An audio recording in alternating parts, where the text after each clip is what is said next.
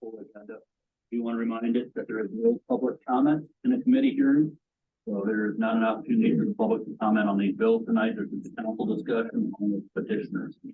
With that said, let's move to salary amendment, transfers, and appropriations. Our first committee up is the Budget Administration Committee. Chairman Checkel. Yeah, bill number 128-23 AA, appropriation of $47,000. Department IT. Petitioner. Cameron.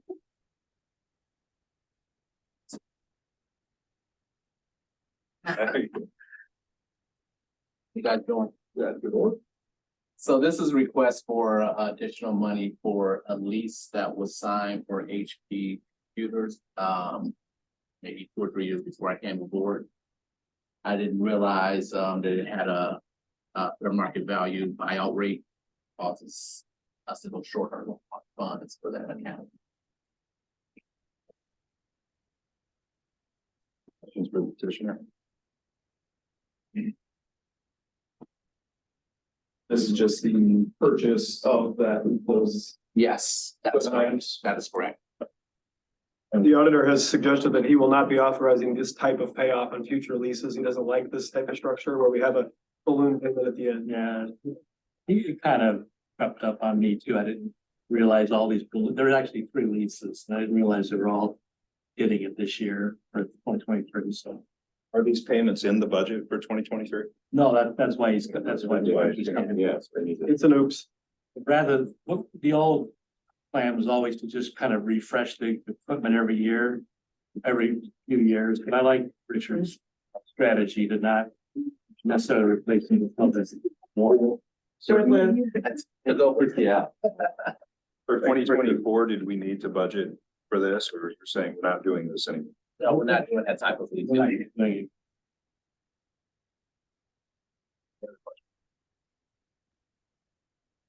I have motion on bill? Create. Motion's in favor, please. Or can a second, all those in favor? Aye. All those opposed? Thank you. Sure, and I'm going to refer to you. So you can- All right, on bill number 128-23M, interfund transfer $18,106, commissioners. I'll speak on behalf of the commissioners, their conference this week. There was a gift given to Portage Manor to be used for its residents. Obviously, we don't have residents any longer. So there was a question posed by our auditor to the State Board of Accounts. What do we do with a gift that no longer has a way to use that gift?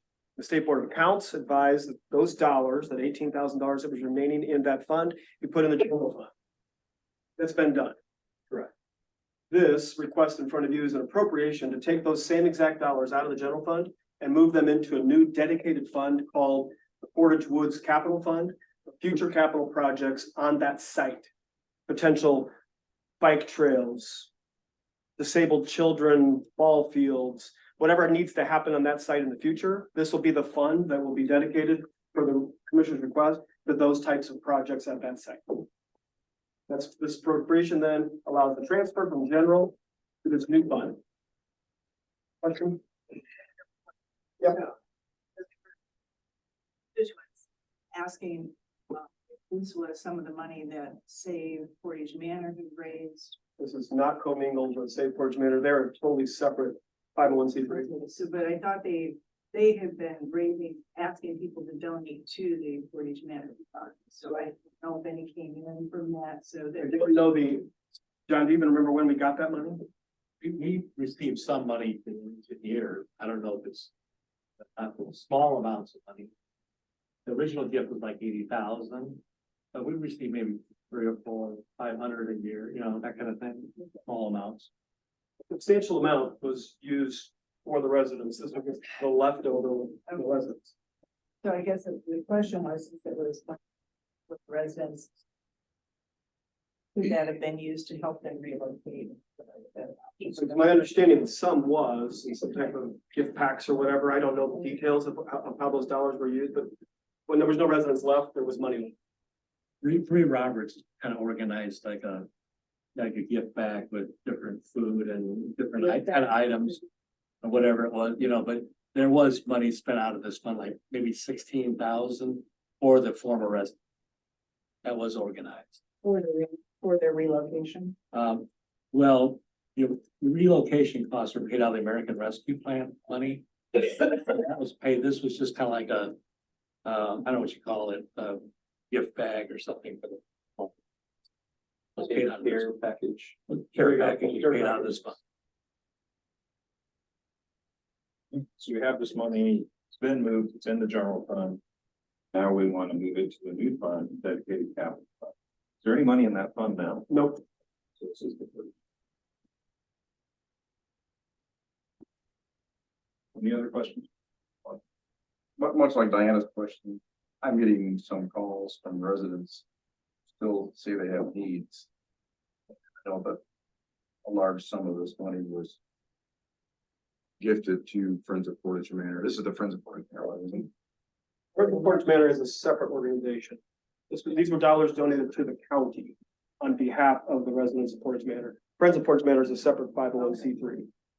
They may or may not have money, I don't know. They still exist. So the Save Portage Manor people we were asking people to direct funds to Portage Manor itself, I think. Okay. So I don't know if that was Friends or not, I can't remember. It's Maybe. Friends of Portage Manor. Was it? I don't. So that was the board that met that collected money to help buy things that the residents couldn't pay for. Is Right. that correct?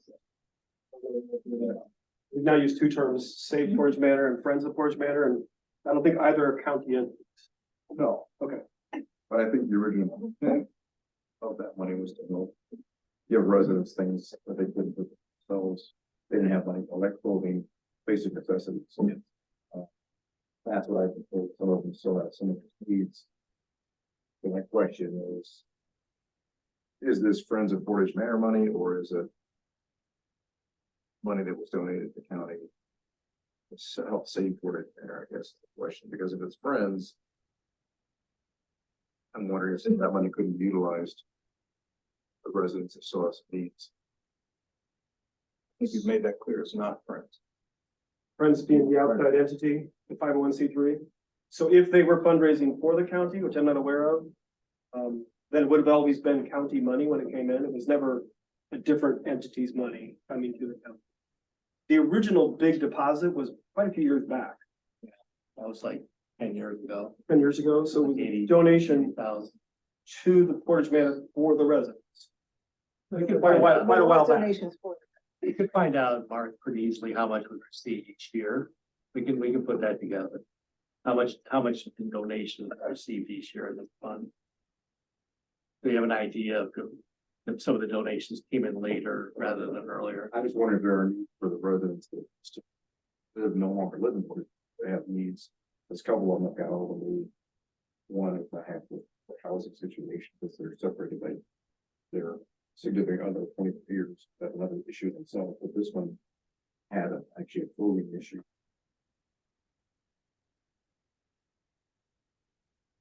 Is the money that the Friends of Portage Manor used to use. That was what they, that was explained to me, was they used that money to pay for things they couldn't afford to get. Clothing, something item. If it makes anybody feel any better, it may not. If it stays in the general fund, we never see it again. It's just cash in the general fund. So if this was my recommendation, that'd be put in a separate fund, that you can all see it. So you can see what it's used for. If you don't take any action, it's already sitting in the general fund. It's just cash. But now it's got to be encumbered for capital approvals.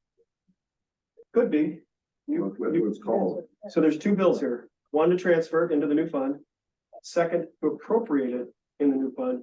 You can set aside the second bill and ask for the projects and ideas to be brought to you one at a time. Then it's just sitting there. That's probably the most appropriate step forward. Sure.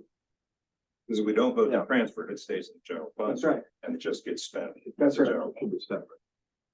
So is that recent? Is that recent money going, those donations, that's recent, or has that money been there for like years and years? So And you're big chunk went in 10 years ago. And then I think John said over those 10 years, maybe a couple $100 a year flowed in as donation. We'll get you a schedule of each year, how much was received in that fund. Right, clarify again that account was set aside for the residents. So It was, but So it was, It was set aside. The ring has made her, done her Under big 40. purchase for it, yes. Under the county of Portage Manor, it was set aside for the residents.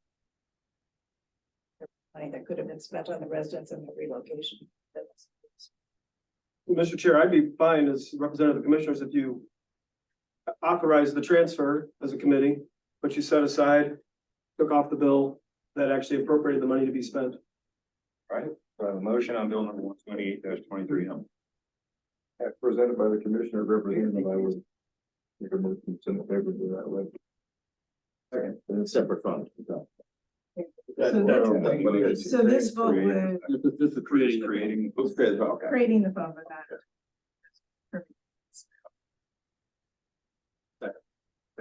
All those, Well, John, you can, Any you other can questions? still make that determination as far as separation of the funds. Yeah. Whether it was Friends of Portage Manor or the group Save Portage. I don't know if we can find out the transactions that happen each year. The amount, I don't know, we'll maybe be able to tell if those came from Friends of Portage Manor or not. We'll be able to tell for each year how much donations came in, whether there was an increase in the last year. We'll get that for you. The other thing to remember is the ARP money that was set aside, the 1.2 million, that can also be used for the needs of the rest of the former residents of Portage Manor. Most of that has not been spent. So it's something to keep in mind too. John, how would you be able to tell if funds, let's say put in last year, were encouraged to be put in by Friends of Portage Manor? Well, you might be able to tell from the receipt, like, you know. Sorry, it's the Yeah. Friends of Portage. So you'd have to go back and review all those receipts since Friends of Portage Manor asked people to Yeah, put this there's not that many really. There's maybe 10 a year or something. 10 a year. Not So we're bad. talking about a small percentage of this money. We'll do the math. Okay. So we have the number. But regardless of it was Friends of Portage Manor, this was still a fund that was just set aside for the residents. Always, yes. Right. This was always, the bottom line is, this was a fund that was set aside for the residents. Steve Dalton was confirming. I was like it when you used me as the source. Yeah, yeah. Well, you were nodding, that's why. I mean, like you just said, you know, regardless of which fund it's from, Friends of Portage Manor or Save Portage Manor, those funds were supposed to be used for the resident. Yep. So, you know, as far as using it for a future park, So I would be, There's two things. right, Before we slow down the process tonight, regardless. Save Portage Manor, Friends of Portage Manor, separate entities. Now, whether or not they transferred money to the county is up for debate. But the county's money was the county's money, maybe for this designated purpose, but John's already followed State Board of Accounts policy on how to handle that money. So I hesitate to question what John's already done to pull this in. and that's not what I'm doing, not what I'm doing. But if we continue to belabor the point of where the money came from and what it was designated for, it starts to undermine. That's still not saying anything about what he's already done. I know what you mean, Rafa. We could set up a separate department in the general fund if we wanted to spend a portion of this month or all of it for Portage Manor. but I think Steve's recommendation of, appropriating the money, but then. Out of the general fund. Transfer it? Transfer it into a separate account, Don't but reappropriate. not a re. There you go. Are you second that motion? Yeah, I'll second. It's already been They're two separate things. Yeah. The first thing was M, the second thing is B, and I think we're all in agreement that we're going to hold. We will get there. Yeah. So I have a motion and I have a second. Those in favor of passing forward favorably from the 23M. Aye. And all those opposed? So,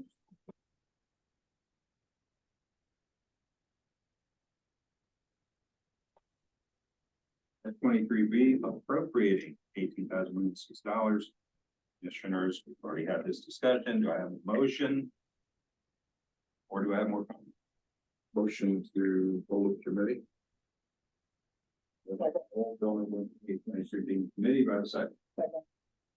Favor? Aye. Thank you. Do I need to take, if I have, probably writing to do a hand vote, then. Okay, so I need to go ahead and call for a hand vote.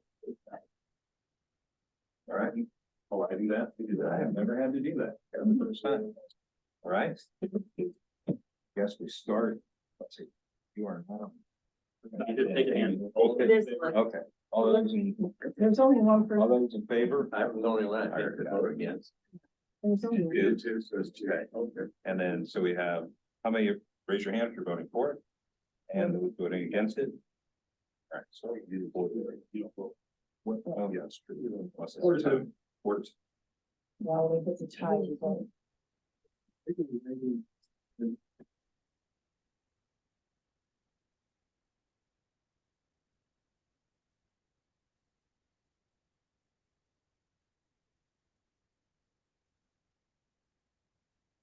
Next up is the Engineering and Transportation Committee.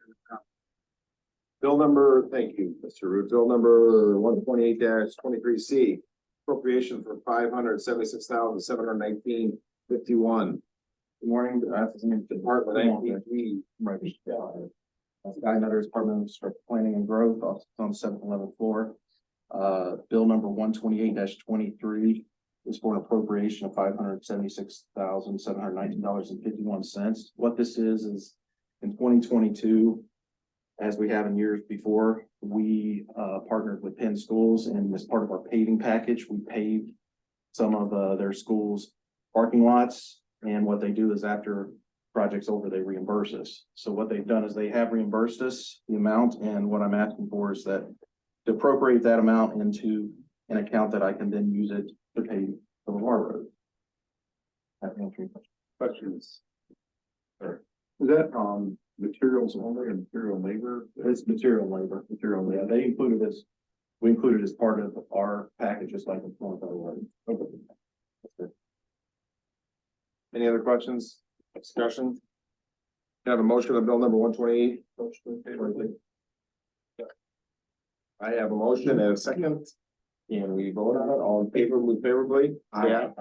Opposed? Bill number 128-23-C moves to full council favorable. Bill number 128-23D, transfer of $20,000 Department IPGs. What we're doing here is we're taking money from an account that we were using for maintenance for some exhaust fans and out at the landfill. We didn't need to spend as much in that account, and I'm moving that money to an account where we do need that $10,000. So it's just transferring money from one account to another. As you'll see, is that's gonna be pretty much the rest of these items. That list. Any questions? That's fine, sorry. Questions? For Sky? Adam, what's in the floor favorable? Have a second? Second. I have a motion and a second on bill number 128-23D. All in favor? Opposed? Bill number 128-23D, move us favorable to the council. Bill number 128-23E, transfer of $10,000, Department APG. Scott? What, this is a similar item. We are moving it from one area to another to cover lease expenses for our vehicles. This is something that when I did the budget, being an engineer, I guess I can't multiply. So I'm multiply the numbers wrong and go off by a few thousands, but we have money somewhere else that we can transfer into that to make sure it's covered. Questions? Vehicles or equipment lease? Vehicles. It's our vendors. Boxes. Thank you. Any other questions? We have a motion on bill number 128-23E. Motion favorable. I have a motion and a second to move 128-23E favorable to full council. All in favor? Aye. Opposed? 128, bill number 128-23E moves favorable to full council. Bill number 128-23F, transfer of $353,000, Department IPG. What we're doing here is we're moving money from our McKinley Road project that we have currently going. That didn't move as quickly as we expected this year, so there's still money in that account for 2023. And moving it into the Douglas Road Inspection Fund, that did move pretty quickly this year. So it's just moving money from one account to the other to make sure we That was for the county covered. We'll be fine next year with McKinley Road, but, budgeted. Questions?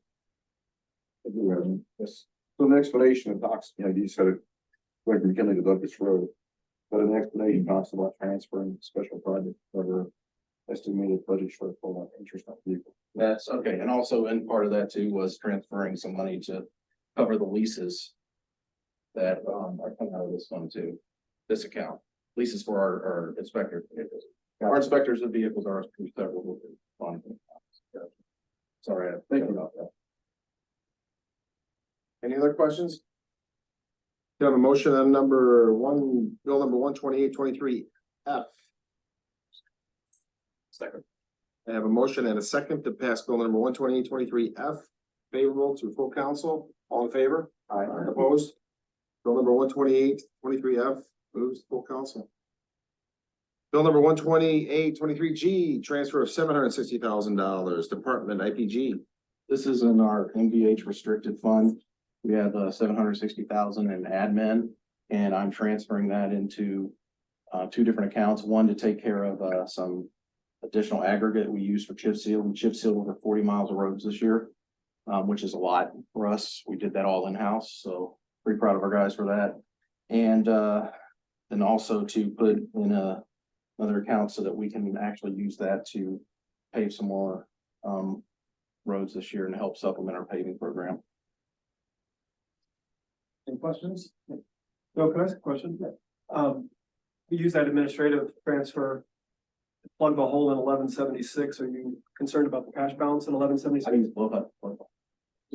You're fine, your 1176 will be positive at the end of the year. Okay. Man, we did another million out of that. Well, we haven't had, in the past 2 years, we haven't had to touch this administration.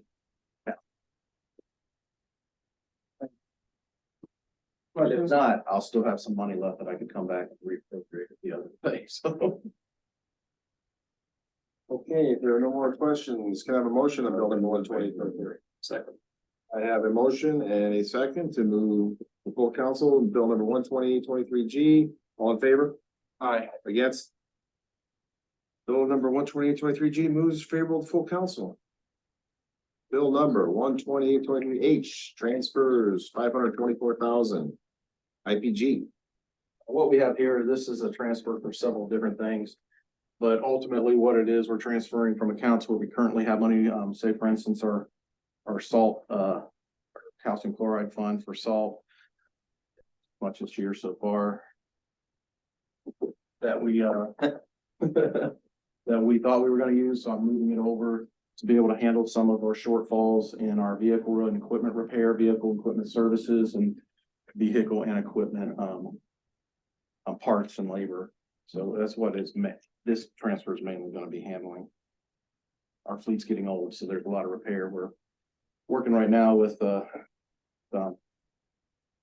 this commercial and looking through getting some more vehicles in the this year, so trying to help that issue. Have we adjusted the 2024 budget for the repair issues? I did adjust those somewhat. But ultimately, it's coming from an account where we can't really squeeze much more out of. That's the problem, coming from the MVH fund. So there's a plan to simply replace some of these vehicles to reduce that Yeah. cost. We got a plan. We're gonna, it was put in the budget this year and the next to lease some equipment and vehicles. And then also we have some equipment and vehicles that we're gonna sell and auction off and try and use that money to also get more equipment too. I know there's a lot of counter and I just, how much work we're doing, we're really happy, really happy. This year, because next year we come back down to earth. Back to the normal budget that we have, so. But we'll still do the best we can, but yeah, we've been fortunate this year with the contractors. Really getting out and hitting it hard and, fortunate that you guys appropriated the money that we could get out there and get this work. Thank you for invoice item. Oh, great. That was destroying my car.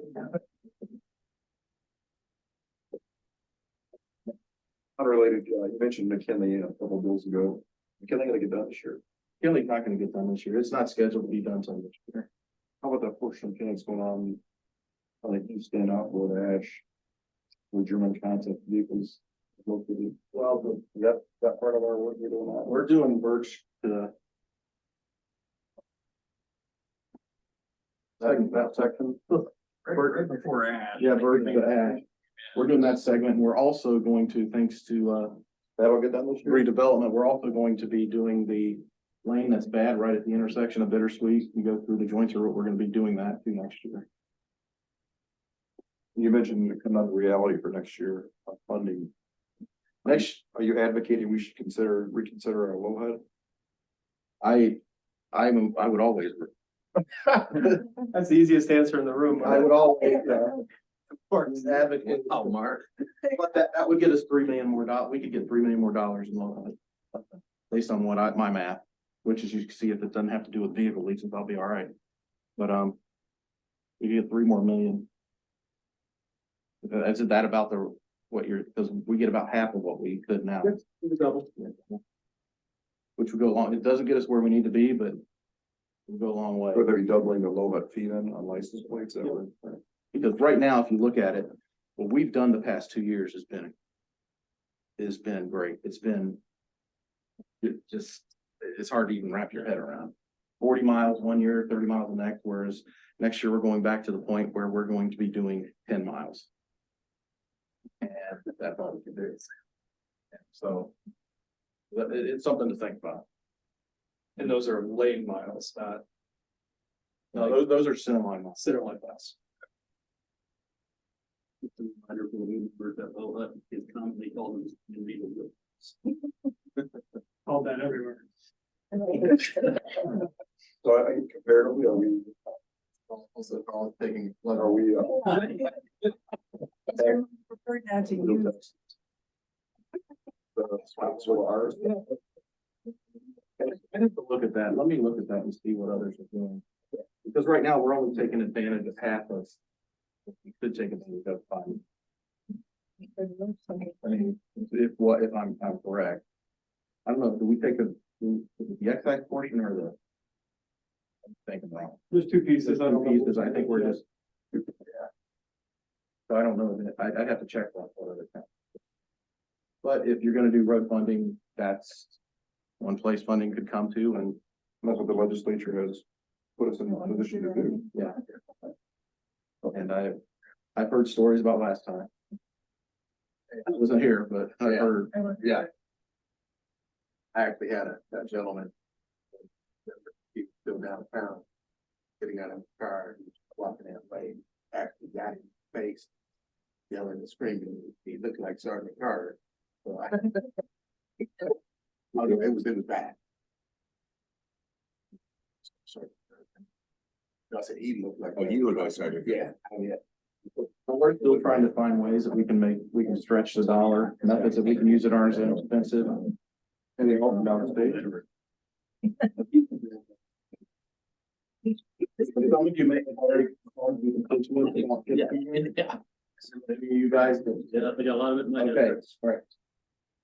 It's feeling I can do for less than $30,000.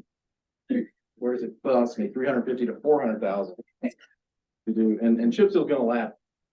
I can get 3 years, 3 to 5, maybe out of chip seal before I have to come back to business. So trying to balance that.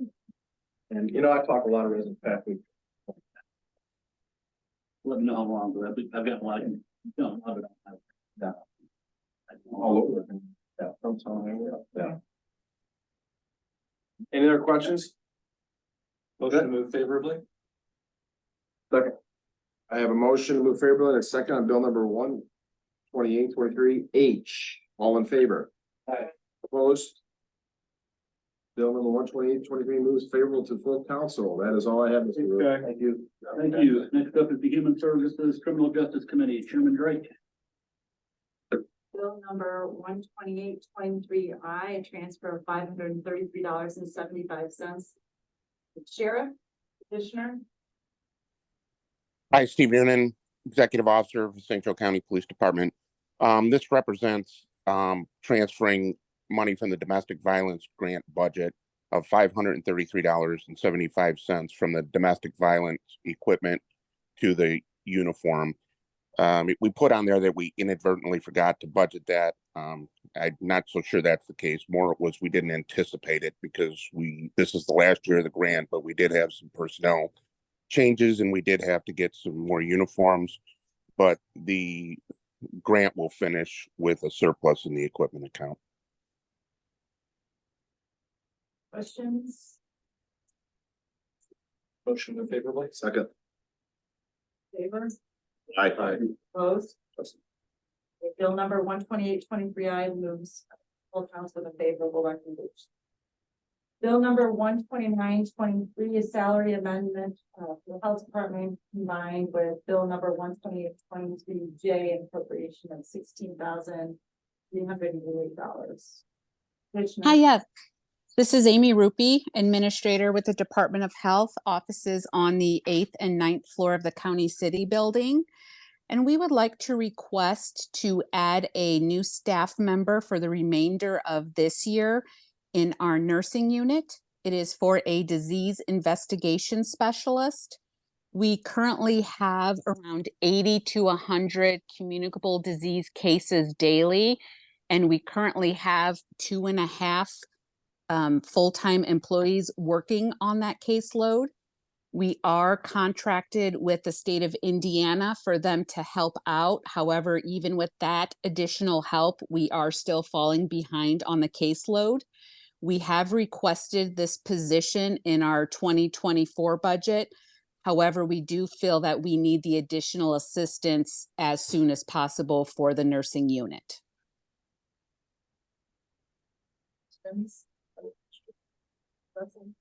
So this position would be helping with discover and report to the state, is that correct? That is correct. And education for patients that have tested positive for communicable disease. Discover part, how does that happen? I'm just curious, what are the mechanics of that? I'm sorry, it was breaking up. Can you please repeat that? Discover part of that, what are the mechanics? How does that work? Do you get, do physicians call in and say, hey, I've got a case? How do you discover these? Let me have Jody Peretz, who is the Director of Nursing, answer that question. She is on the line. I don't want to give any incorrect information. Hi, this is Jody Peretz, Director of Nursing on the 9th floor. And what we usually do is state assigns them to us. After that, then we have that assigned to a nurse that I have, and then she has assistance with hopefully another investigation specialist, like we have with TB.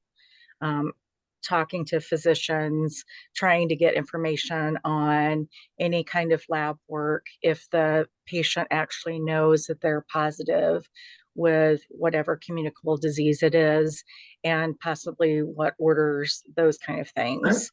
And then making the phone calls to the patient itself, which the nurse does. So it takes a lot of time, a lot of phone calls, which we need a little bit more manpower with that.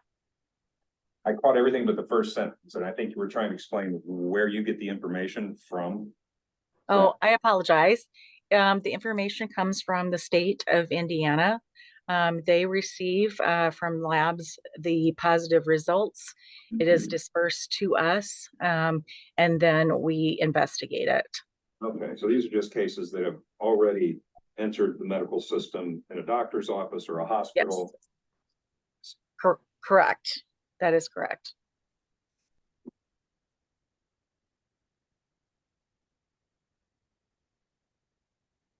This position is 50,000. 50,000. That's what I've got here. I'm sure. And what would this new position primarily be? Would they be doing the reporting? Would they be doing the follow-up with the patients? What kind of, would they be doing all of that? How does that work? they would be assisting the nurses on investigations, gathering information, talking with physicians, those sort of things, so that the nurse can provide the best education for that person that is positive for that communicable disease. Currently up 2.5, you're asking for a half more, and we already have 3 in the budget for next year, is that correct? I am going to let Amy answer that. For next year, we would have 4, because we are the half FTE that we currently have for communicable disease. She was originally our immunization nurse. However, since we have such a great need on the public health nursing side, she has started to train with that position. And then come 2024, she would be full-time in that space as well. We would have 4 people handling 80 to 100 cases a day. Correct. Communicable disease and the lead case management as well. Anybody else, Mr. Crystal? Okay, is there a motion on bill number 129? Motion favorable. All in favor? Aye. Opposed? Recommendation, and now we need to do bill number 12823J. Motion on that. Sorry. All in favor? Aye. Opposed? Okay, bill number 12823J also moves forward with a favorable recommendation. Bill number 13023, a salary amendment from the health department, combined with bill number 12823K, an appropriation of $148,455. Commissioner. Yes, this is for a position that is a requirement of Health First Indiana as a core service. We do have a grant that we received funds for to help support this position. It is a school health liaison. The salary we have proposed is if the position is a nurse. However, if the best applicant is not a nurse, they would not have, of course, the nursing salary. That is just the up to amount that we would offer them. And this position would work with the schools in St. Joseph County to help improve student health, help them out with any resources that they need, and just help with the well-being of school-aged children. I'm going to ask the first question. For the $148,000, where did you come up with that salary? Did you look for comparables, or where did that come from? For the $60,459, that is in line with what our salary is for our other nurses within our department. So we just felt it was best to keep it, if that position does in fact hire a nurse, that we would keep it in line with all of our other nurses within the department. I'm misunderstanding. Why does it say 148,455? Oh, it's in I guess salary is part of the total of 148,455, correct? That is correct. Correct. And since we're only going to the end of this calendar year, I'm only requesting for the $30,000 to be appropriated. And then I would do another appropriation for 2024 for a full calendar year. And is this going to be the only liaison you have for all the schools, or is that one of more than one? This is what we had. Our plan was to start with one, and then as we onboard them and them work with the schools to decide if more would be needed and in what areas those staff would be needed. But we are opening to expanding our staff within that area. Is this mostly, I mean, what do you mostly see this liaison as doing? Like vaccinations, or is there other areas? And my other handy cohort in crime, Robin Vita, will help answer that question since it would fall under her HOPE unit. Hi, yes, Robin Vita, Director of Health Outreach, Promotion, and Education. The school liaison's main. So we've had this position through a grant, as Amy mentioned, and the majority of the role has been focused on communicable disease mitigation. So around school gets back in session, and then around November, December, we begin to see influenza-like illnesses, strep throat, those types of things that impact the school day. The Indiana Department of Education has a requirement that if absenteeism is above 20%, that is reported not just to the IDOE, but to the local health department. So there are processes in place that we educate the school nurses on in the very beginning of the school year on how to, one, recognize that a illness might be beginning to pick up more and more of their students, their staff, and then if they do reach that 20%, helping them with the reporting, and then again helping with the mitigation of what next steps they should take. What is their cleaning and their infection control protocol look like? Answering any questions they may have so they can better communicate to parents and staff about what's happening. And that's largely been the bulk of support. And then other health and wellness activities, education on mental health and mental well-being. We've had to do, every school is required to have at least 2 doses of naloxone on hand. So we've gone in and trained all of the school nurses and the school administrators on how to identify potential overdose and then how to react. And then other health and wellness initiatives, nutrition, physical activity. I communicate on a minimum, at least a monthly basis, with all of the school nurse and administration in the county to know that I'm here to support them. But in the past, the majority has been communicable disease mitigation and investigation. But our hopes with a full-time school liaison is this role can expand to really support the schools in how they best wish to ensure their students stay healthy and well. Expand just a little bit on the mental health. What are you talking about in terms of like, how would that liaison get involved with the mental health issue? Mainly from a preventative perspective. So there would be education and prevention. We're working right now with school nurses on being trained in a program called Safe Talk. That is a community-wide program that training was provided to a series of community organizations back in last year for building a suicide-safe community. So arming individuals with the tools and the resources that they can identify somebody with suicidal ideation or suicide thought, but more importantly, what do they do next? So that's one way. Other ways is connecting them to know that how do they reach out for mobile crisis and or the mobile crisis team or other crisis response.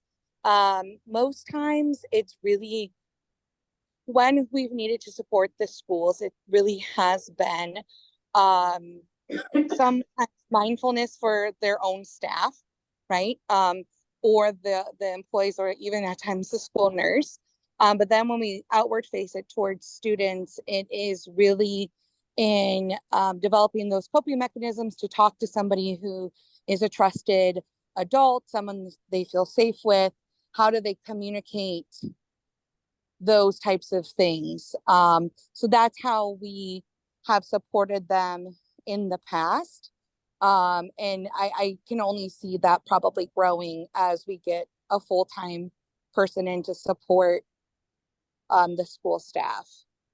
Not sure if you would know this, Robin, but when you're talking about getting into these mental health issues, do you know if these, when you're having saying that the kids have somebody safe to talk to, are parents involved in this also? I mean, is there a communication you would do with the parents to all conversations of this type? So the Department of Health would not involve a parent because the school staff has their own process and protocol.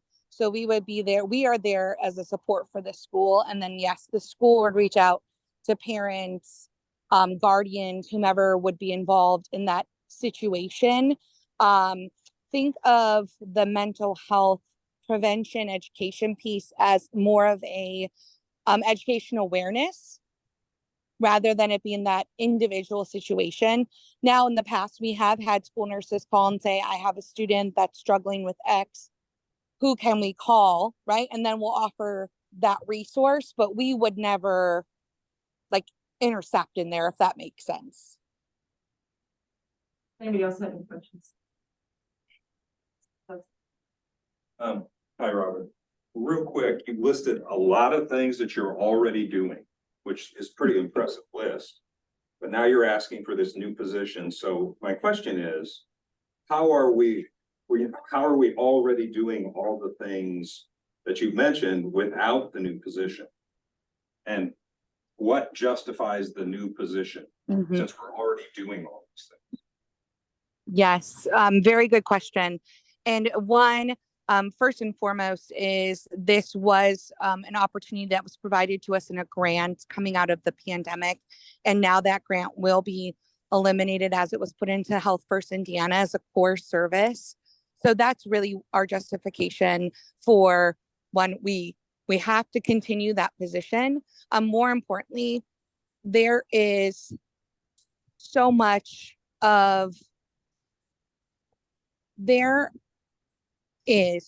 more opportunity to support our schools that I'm just limited on. I can't offer because this is a piece of everything else that I do, where I really need a full-time person who can cultivate this program, really support our schools in lots of different capacities, and just really grow it way more than if it was me staying in that space that I would be able to do. The need is greater than the capacity. So currently the work is mainly being done by you. Yes. By adding this person, that takes that load off of you, and you're saying this person can do a more complete job. Correct. Yes, because it would be their sole focus. Is this both public and private schools or just public schools? It is public, private, charter, and I guess Purdue Polytech is considered a charter-ish, but yes, all of the schools in the county.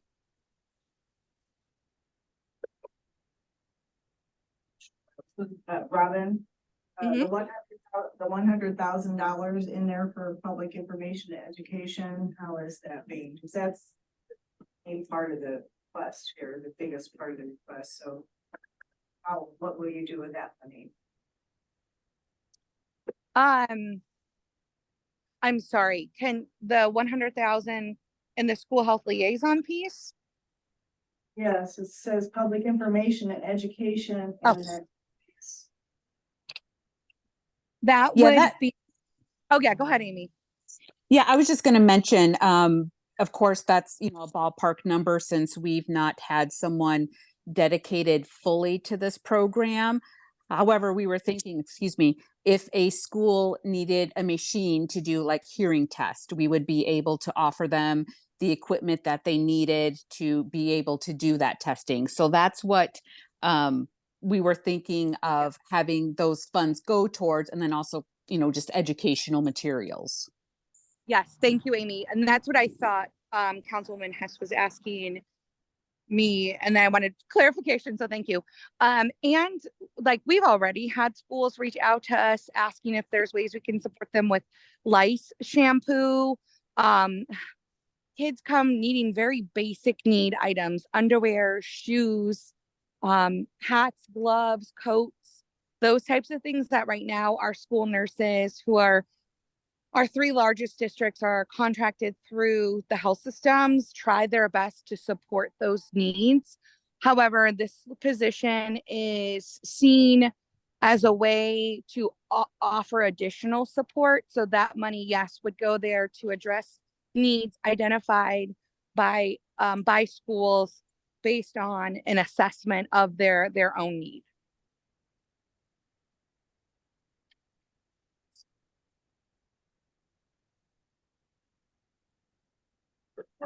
I'm not on your committee. You're sweat. Amy Mark is hands right. I'm sorry, not Amy, this is for Robin.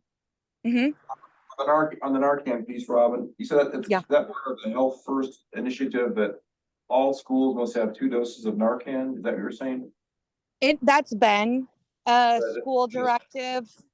Okay. Yeah, that's been a school directive for, I believe that began in 2019, actually. That schools, and it's part of IDOE policy, it's part of their emergency stock medication standing order that a school has at least 2 doses of naloxone and and then the Department of Health, like our rule is then if we're giving Narcan, those folks have to be trained on how to administer. So that's where we go and do the training, and then we leave the Narcan at all of the schools. Okay, and is that all grade levels too, besides high school and junior high, is that primary? It's intermediate? every school. Yep, it's every school, public, private, charter. I believe there's only a handful of schools that are not public nor private that we have not already gone in and trained on Narcan, probably at least 2 years, the last 2 years. So, and I think that's, we're working on the reasons behind that. But yeah, almost all, like high school, middle school, elementary school, are public, are private. And then most times we're training, as I mentioned, the school nurses, but also school administrators, coaches, anyone that's potentially going to be present and need to use that medication if needed. Just out of curiosity, how about institutions of higher learning, are they on their own, or do most of them already have that probably? For the Narcan? Yeah, like Ivy Tech, Bethel, Notre Dame, IUSB. Yes, we higher education institutions as well. Actually, yes, I just trained 240 students at Notre Dame last week. And then we've been working with some of the residential halls.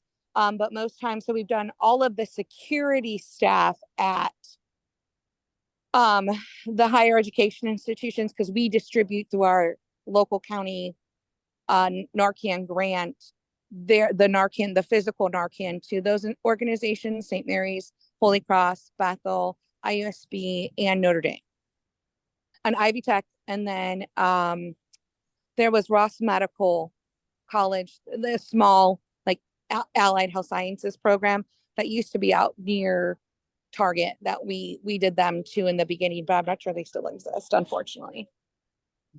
Thank you. Mr. Schetzel. Just 2 more quick questions. Amy, just make sure I understand this. So the monies that we're paying Robin for the part of the time that she spent doing this, where did that come from? And where is this grant coming from? Is it part of the New Health Indiana grant, or what is it?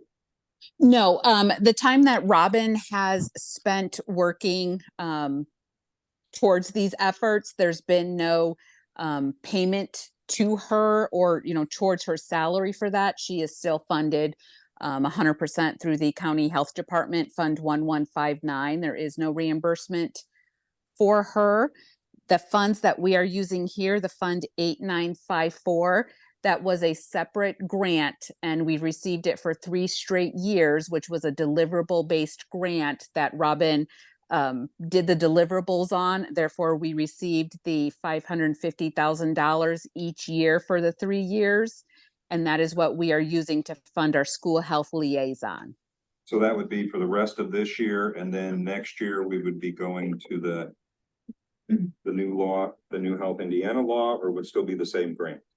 We would still be funding this position through this grant, since we have the grant funds available to do so. Okay. And then the other thing and I'm just, you mentioned some of the stuff coming out of the 100,000. Is there any way for you to tighten that up and give us a little more detail on where that money is going, and maybe break the numbers down some? That just seems like a real general number for a lot of real general things. Is there any way to tighten that up?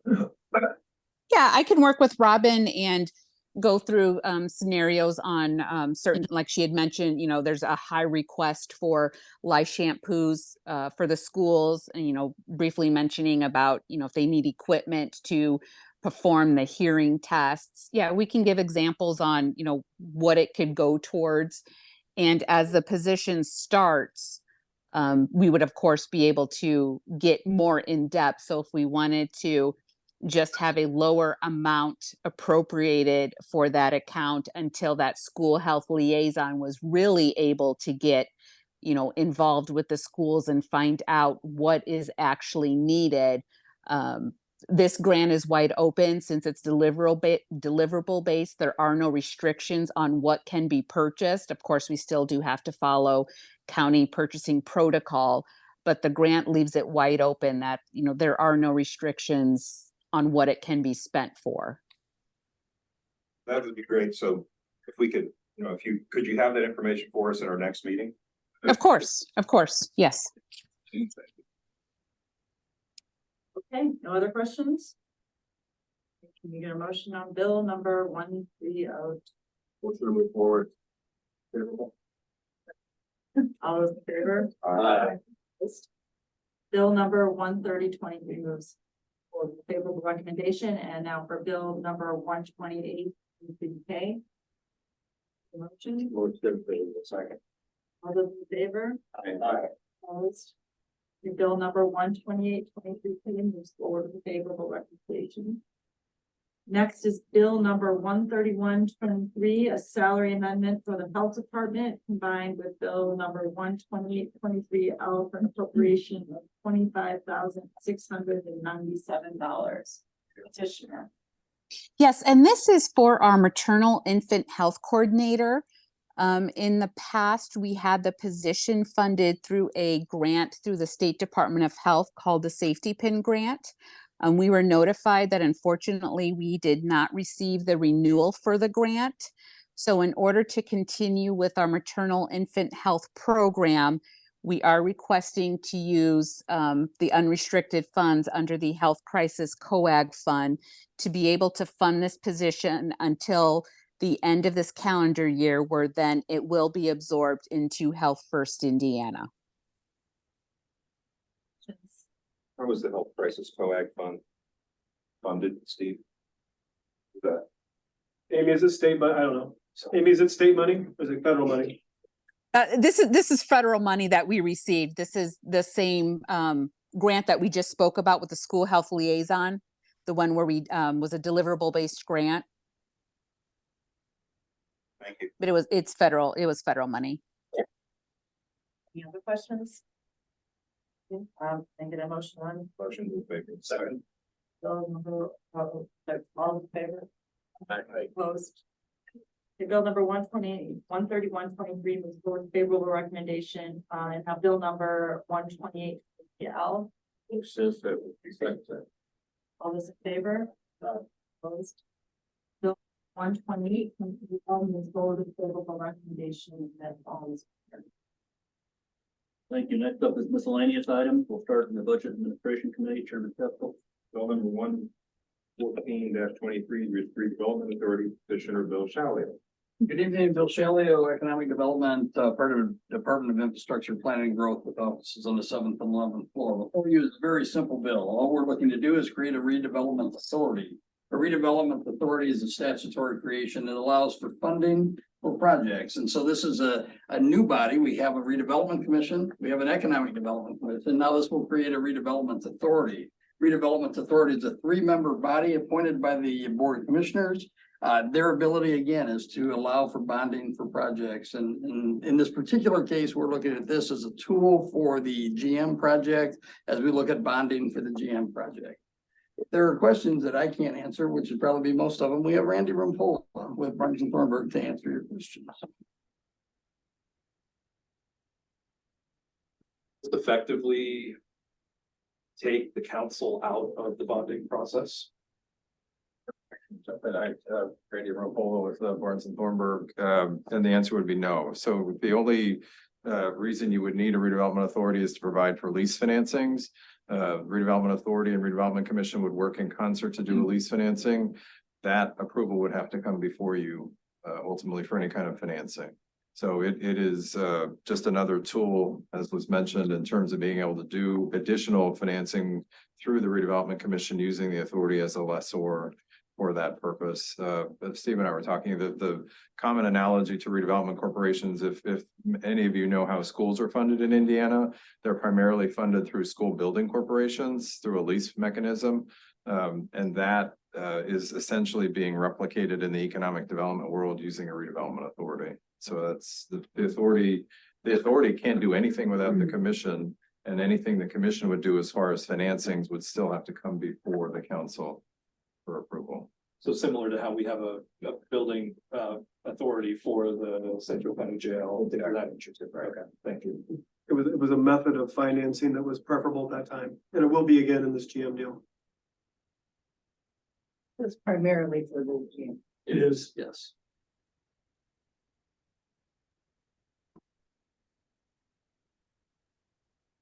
State law dictates that the commissioners appoint all three. It does. There is about, I think, state law is maybe 72 words long, and those are part of the words.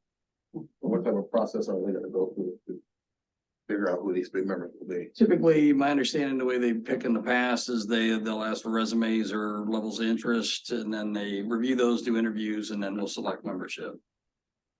Raphael, a point perhaps of clarification, where the redevelopment commission meets every month, and they have business in front of them every month. This board will meet once in a while, perhaps as few times as once every couple of years, because they only issue debt that you've approved. They don't do anything. And it would only be, I would say too, it's only lease financing, right? So if the redevelopment commission is doing other projects that doesn't require lease financing, it's not a large of a project, then it would just be the redevelopment committee doing what it typically has done in the past. Okay. It's not really a decision making. It's like that economic development commission, you have one, it meets once every 3 or 4 years when you issue that kind of debt. Thank you. Any other? All right, I have a motion. Motion move favorably. All those in favor? Aye. All those opposed? Motion moves forward. Thank you, sir. Bill number 127-23, terminating the data board petition. Petitioners terminating the data board. Terminating a person, sorry. Need a comma. You've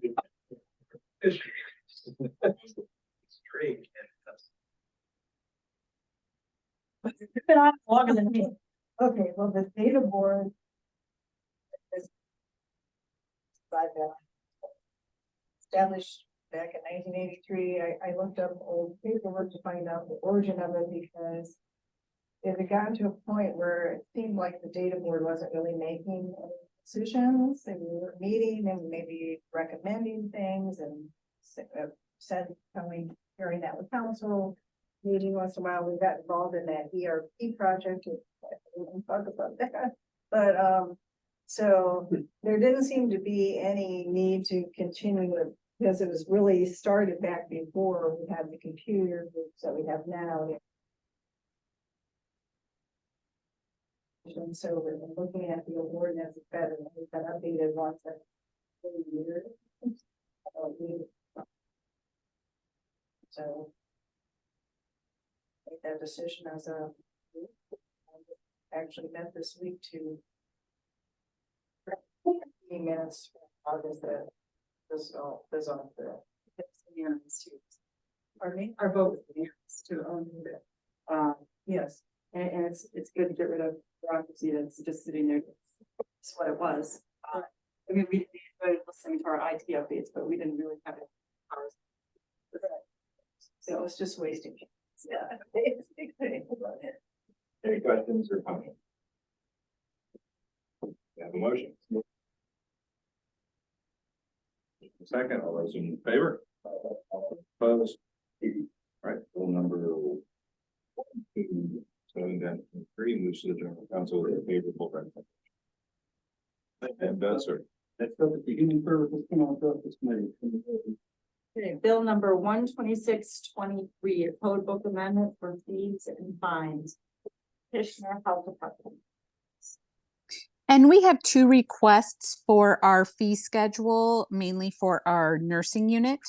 The first request is to add a new fee to our fee schedule, which is for a quantiferin draw. These are done for our tuberculosis patients. Currently, we are sending our patients to LabCorp for this service. However, we are able to send staff down to Indianapolis for training, and then we would be able to do that testing or that draw in-house. And then it would cost us $20 per patient to have the supplies sent to us and then send the results out for testing and then to receive the test results back. So we would then be asking for a $35 fee from the patient, and 20 of that would be to cover the supplies to and from the State Department laboratory. Question, just have you looked at how many draws you have, what your total cost would be, and try to figure out what your cost per draw will be, what it is now with the current way you do it and what it will be with the new service? For 2022, we sent 32 patients to LabCorp for a quantiferin draw, which cost us $6,688. If we would have done those draws in-house, those same 32 people would cost us $640. Do you have any idea when they are sent to LabCorp? So this fee is $35 to go to the patient, correct? Correct. We would charge the patient the $35. You know how that compares to what they were paying at LabCorp?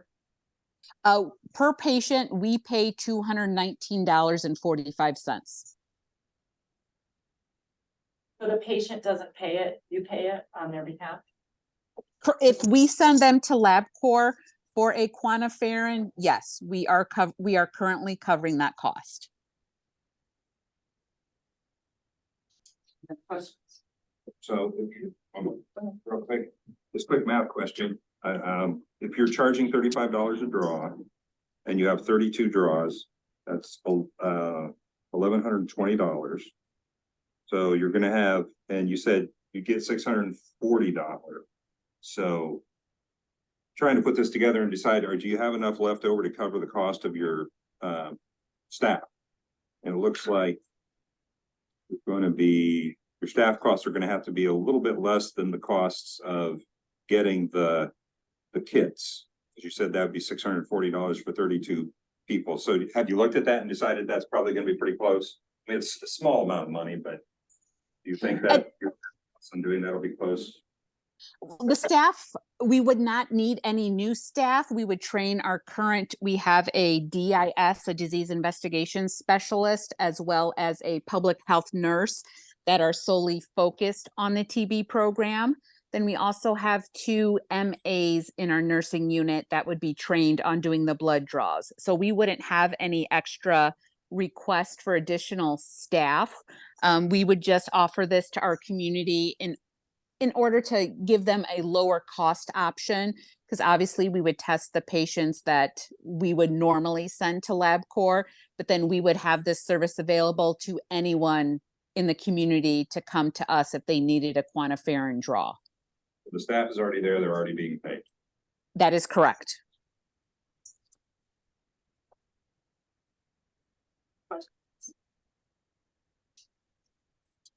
Favorably? Second. I'm sorry. I guess, my last question. Was there another fee besides that one that changed? Or that you're adding to this? Yes, there's one more fee that we are requesting from the nursing unit. It is to increase the cost of immunization record that we provide from $1 up to $5 per record. And that is when a patient comes in and needs a copy of their shot record that we go onto CHIRP, which is the state database, download that information and provide them with a copy of their record, officially authorized by the Department of Health. So why are you raising it from $1 to $5? Or how long has it been $1? it's been $1. Of course, at the beginning, it was whatever a copy was, I believe 5 cents. However, then it was decided that it's technically not a copy since we're having to go to a website and look up that information and provide it. When our director of nursing looked at other counties comparing different prices on, what's offered, she had found out that other counties, we were way below the average across neighboring counties, Elkhart County, and the time involved for our staff to look up the patient's information, provide it, and then, put our seal on it, our stamp on it, and provide it to them. We felt that since it hadn't been increased in quite some time, that now is the time to do it because of the extra time that our staff are having to spend with the extra volume of requests that we have been getting. For all of last year, we issued 545 copies. And so far this year, as of this morning, we've issued 451. Yes, in general, I would just say with all the money we're getting from the new public health bill passing, it would be nice if we could pass on some of the savings to our taxpayers and hold off on pushing fees up too much. I know this one's not a big deal, going from 1 to 5, but just in general. Anyway, that's just my thought. Okay, we have a motion and a second on the table. So all those in favor? Aye. Opposed? Bill number 12623 move forward with a favorable recommendation.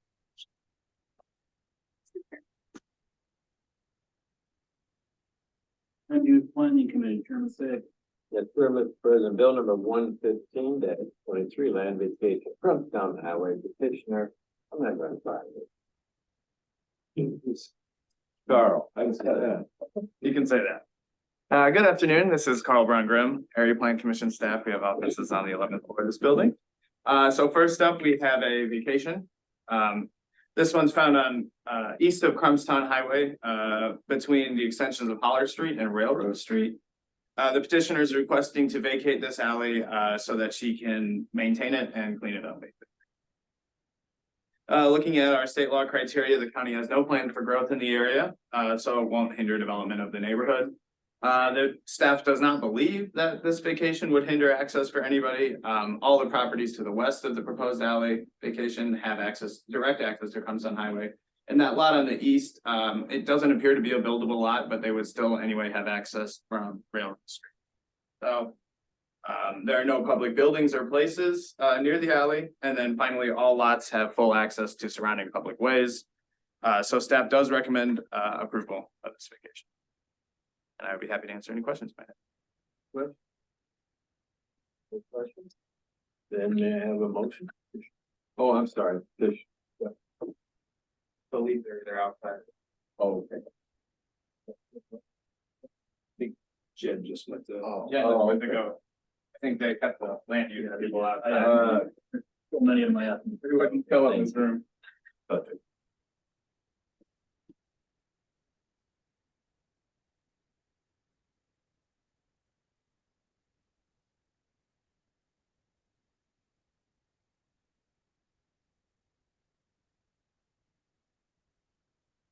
We got enough.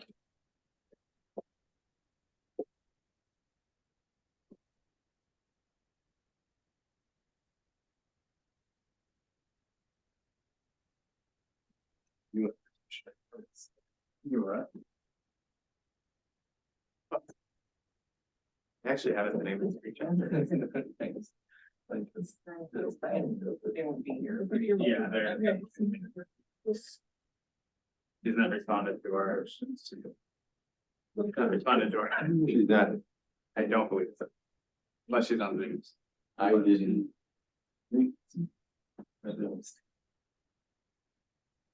I don't. She didn't write contact information on the application, so we can only communicate with her via mail. If it needs to get tabled, then we can do that prior to the committee meeting. Probably send it tonight, but she's gonna have to be here for the public hearing. Yeah. Because there's no neighborhood opposition or anything, I think we can go ahead and send it, but they're gonna have to be here for the public hearing. Everybody okay with that? I'm all without working. Good, I'll second that, All in favor, say aye. Aye. Opposed? Motion goes to council. No, recommendation. Yeah, bill number 116-23, term written commitments petitioner, Collins Staffing LLC. Gabby Wiles, APC Director, Area Plan Commission with offices on the 11th floor. This is a property at the northwest corner of Main Street and Beckley in Granger. It's actually a three-part petition. It's a rezoning from B business to O office. And then it also is termination of written commitments that were included as part of the rezoning back in 1995 and removal of the site plan that was on file. It is currently serving as an office for Alliance Staffing, and they're looking to do a building addition, approximately 1,800 square feet. This petition was part of a combined hearing at the Area Plan Commission, so it did have a number of variances that were heard and granted by the APC for the proposed addition. This is a view of the property looking north. And a view of Main and Beckley looking northeast. A view from the subject property looking south towards State Road 23.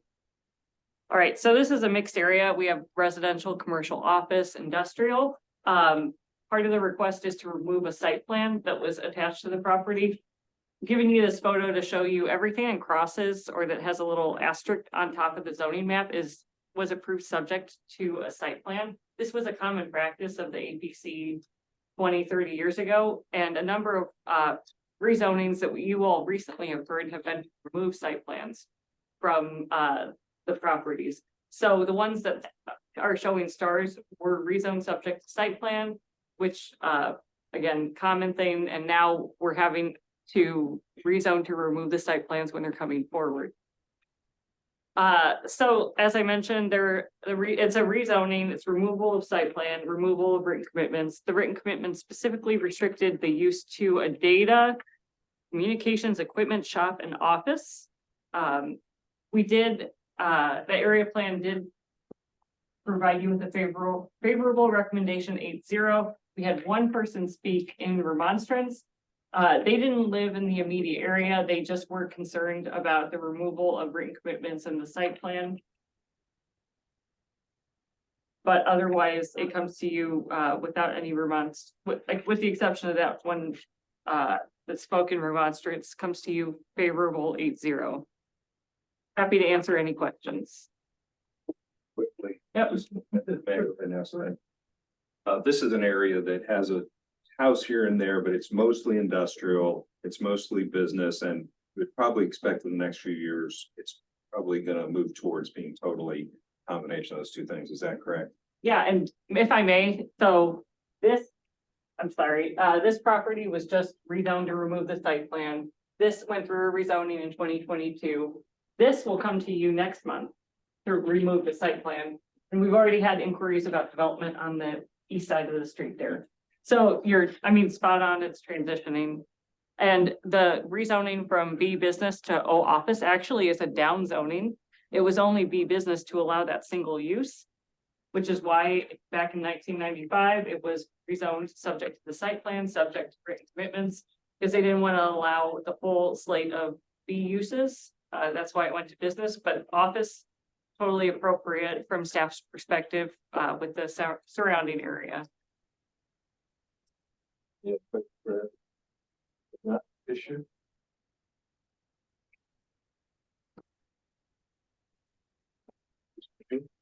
The petitioner is Avonmarsh. I don't know if they have a representative online. Yes, Good. can you hear me? This is Josh Thornton, project manager with Avonmarsh, representing Alliance Staffing. I'm available for any questions on the property or on the project. Any questions? Seeing none, thank you. Thank you. Can I have a motion? Motion to move favorably. Second. Motion, Tim Fairley, and second, all those in favor say aye. Aye. Vote. Thank you. Next one, bill number 117-23, special use property located at 5491 Twins Road, petitioner Warren Township Building Corporation. All right, this is Carl Brown Grimm again, and we're gonna have some special use petition for you tonight. So first up, Warren Township is seeking a special use to allow for a fire station to be built adjacent to the existing fire station that's currently there to the north. Utility services such as fire stations and police stations are a special use in the R single family residential district. I believe the current plans are to turn that existing fire station into some community center of some type. Here you can see the plans for the new fire station. It does contain landscaping and I believe a fitness area in the back. As part of the proposal, the BZA did grant variances to provide some landscaping relief as well as setback relief for the existing drive shown there. The BZA unanimously found that this proposal meets the state law criteria and they forwarded to you with a favorable recommendation 6-0. And if you have any other questions, I'd be happy to answer them. Oh, nobody spoke in remonstrance or in favor of the petition. Any questions for us? Petitioner here. Yes. It's Beverly King representing Fourier Group and representing the Warren Township Building Corporation. You have any questions? I'm here to answer them.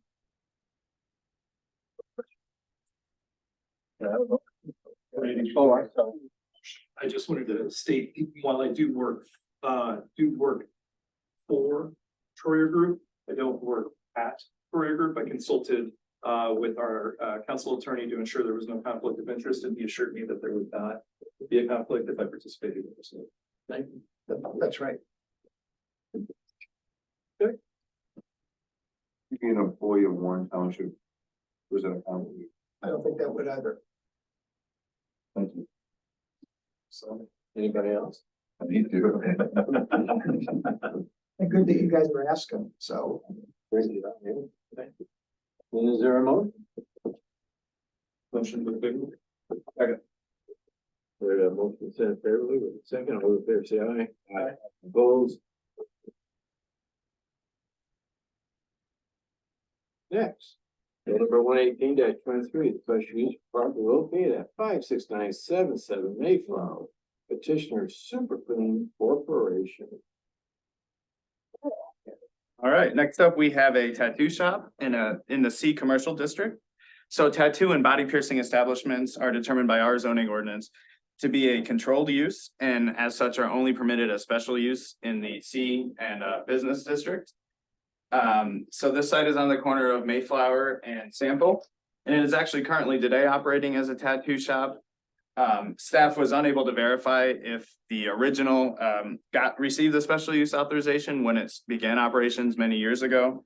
At the meeting, the BZA again found that the proposal meets the requirements for the special use. No one spoke in favor or in remonstrance of, and it is forwarded to you with a unanimous favorable recommendation. If not, petition. Oh, any questions for petition? Thanks for coming down. Of course. I guess you're trying to come in compliance with our ordinance, is that why you're doing this, or you a new owner, or? I will, yes, I will be taking over the location as a new business. And I checked to see if it was zoned properly, and it wasn't ever zoned special use, so just wanted to make sure I don't have any issues moving forward. You have this thing. I do. I have an existing tattoo shop in Town and Country Shopping Center that I've had for 17 years. So I did have to go through all of the motions to get that zoned properly because that was the first tattoo and piercing studio in city limits in Mishawaka. So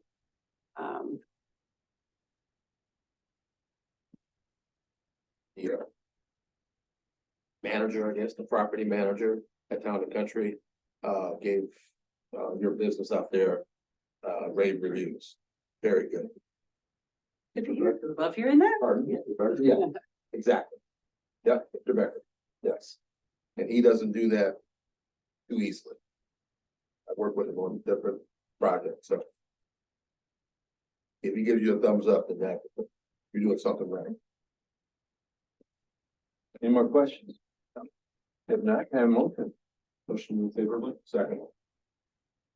All those in favor, say aye. Aye. All those opposed? Motion passes.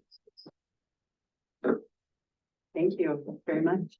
Bill number 119-23, special use for property located at 52144 State Road 933, petitioner D2 property. Carl, again. So this petition is very similar to the one you just heard. Actually, the tattoo shop that was shown there are now expanding and they're moving to here on State Road 933. It's currently a strip development located in the C Commercial District. Again, the petitioners are seeking a similar special use to allow for a tattoo shop there. Here you can see that this is like a commercial portion of the State Road 933 corridor. And again, same story. No one spoke in favor, no one spoke against this petition. And it does come to you with a unanimous favorable recommendation from the Board of Zone. Questions? Petition. Any questions from petition? Seeing none. Can I have a motion? Second. Hey, a motion to send favorably in a second. All those in favor say aye. Opposed? Pass. Thank you. Thank you so much. Bill number 120-23. Special use for property located at 12460 Weber Drive, petitioner Anthony and Elizabeth Griffin. Carl. One more time. So this is the petitioner in this case, they're requesting a special use to allow for 4 separate 4-family dwelling units, so 16 dwelling units in total on this property located in the R single family district. So following some comments received at the Board of Zoning Appeals hearing, the petitioner submitted this plan for review. It includes the 4 villa-like structures, proposed improvements to the currently unimproved Timber Lane, a private loop road to provide access to the structures, and then proposed access to City of Mishawaka sewer and water. This is an initial rendering of what the potential elevations for the buildings could look like. The proposed location is currently found again off of the unimproved Timber Drive or Timber Lane. It's a unimproved forested parcel right now.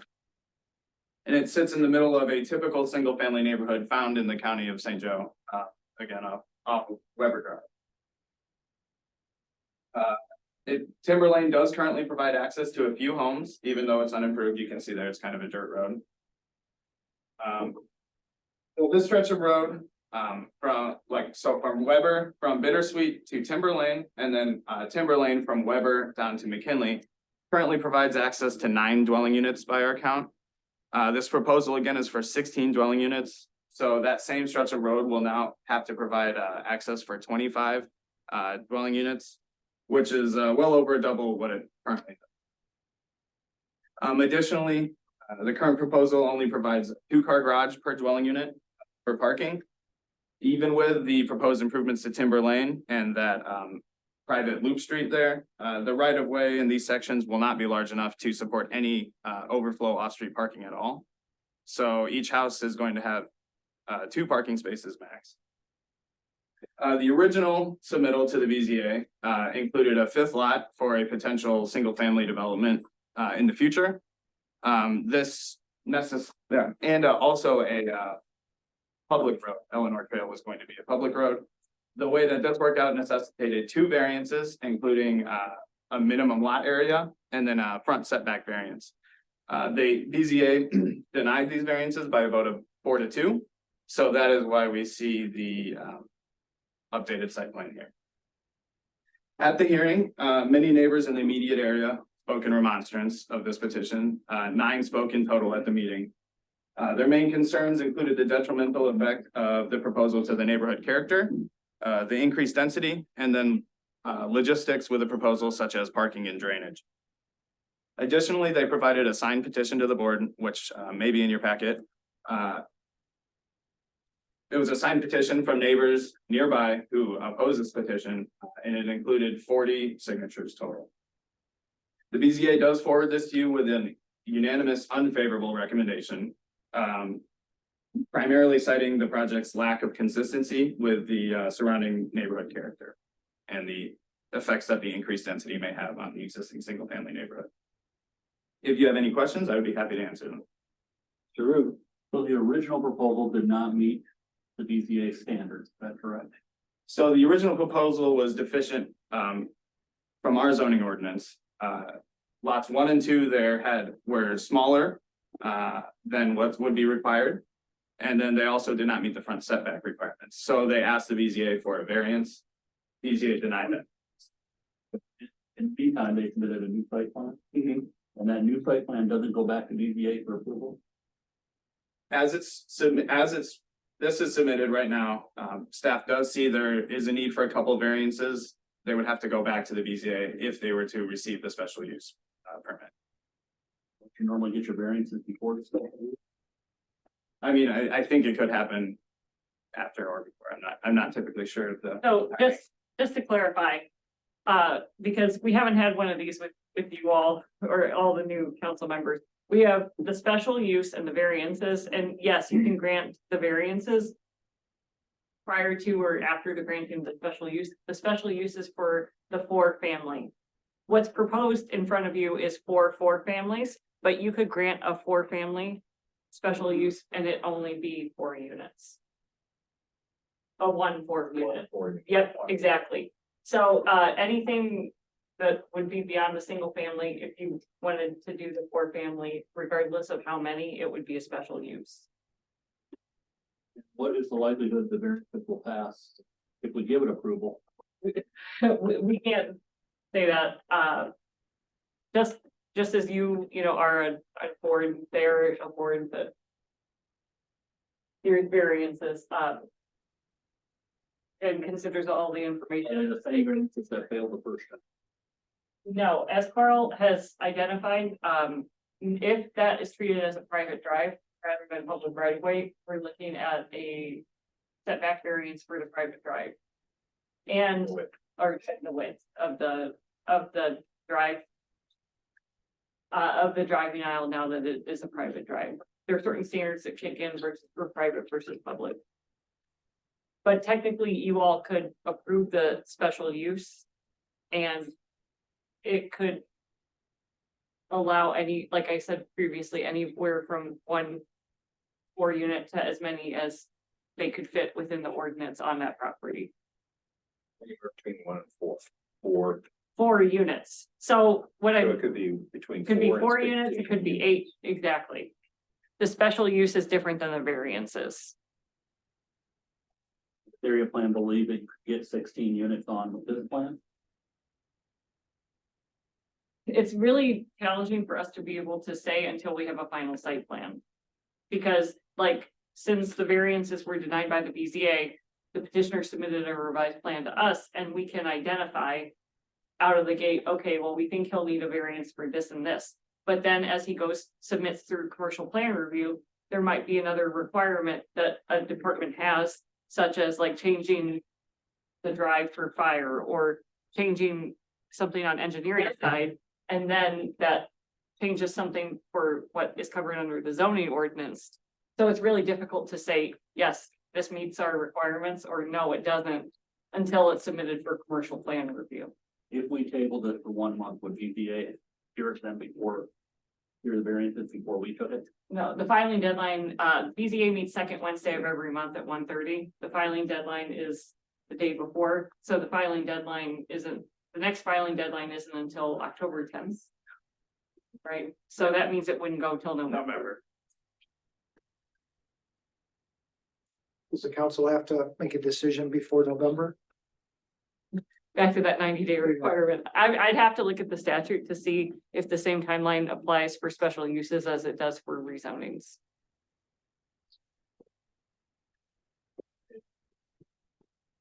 petitioner is here. Right. Yeah. Okay, Well, I see we're bringing, they're proposing to bring sewer to the site. Was there water also? Yep, yeah. So the petitioner did provide letters from the city of Mishawaka, both water and sewer. So I believe the water is coming off of Bittersweet up there in the north. And then the sewer is coming off McKinley. But none of the existing residential houses likely have water or sewer. in that. I believe they're well and septic. They're all half acre lots, typical for Central County. Looking at this, I can appreciate that, it's kind of like a pocket community. You have a lot where nobody would want to typically build in the middle or something like that for residential purposes, where I can see you can actually utilize that land.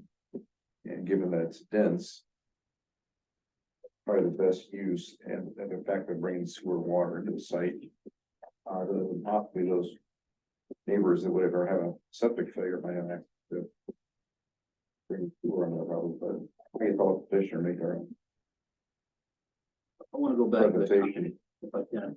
If we would postpone this for 1 month, you guys would hear this on the 13th, is that correct? no, the filing deadline, That filing deadline to get filed for, when is your meeting in October? the second Wednesday of, For the, November. yeah. The So you filing want- deadline you're for not the gonna hear October variances passed. until November, right?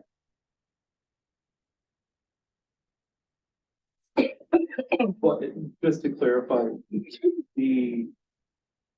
coming to us with unanimous unfavorable, or if we ran into a deadline issue and not take action, the unfavorable recommendation would take precedent and it simply would not progress.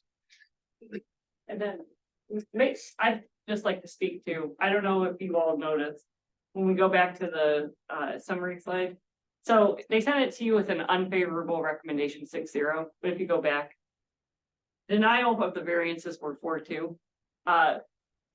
So the majority obviously, or because it went denial, found that they felt that the variances were not appropriate for the submittal.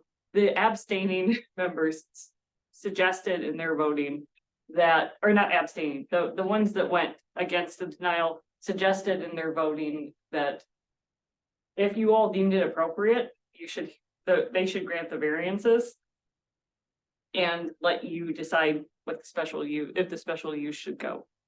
So even though the majority of the board felt it was the variances requested were inappropriate, the reason why 2 didn't vote that way is that they thought if council deems the special use appropriate, the variances, we should grant the variances subject to approval. So they're just putting it on a. They didn't want to shoot, if they, the rationale, and it didn't go this way, it's coming to you, the variances were denied. But, should the council think that the special use is appropriate, the 2 that went against the denial thought, we'll let them make the final. I mean, I'm not trying to be funny, they really didn't vote in favor. It came, The two the formal decision is denied. Sorry.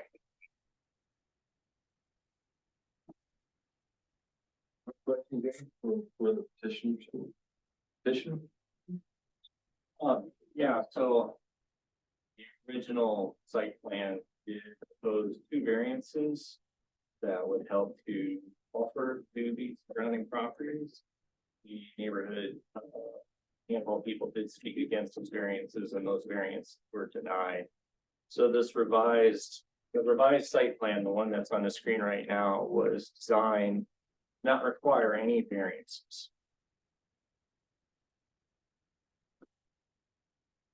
Correct. As we said previously, it appears that a variance will be required for the private drive being too close to the side setback and for the driving aisle width. Andy, when did you send this to us? Last week? Yeah, it would have End been, of last week. yeah, so there can be minor changes to a site plan after a special use is decided upon. And so if there needs to be a little bit more space, a side setback to a property line, then that can be increased going forward as a relatively minor change to the site plan. So this plan was designed so it wouldn't require the two variances that were denied.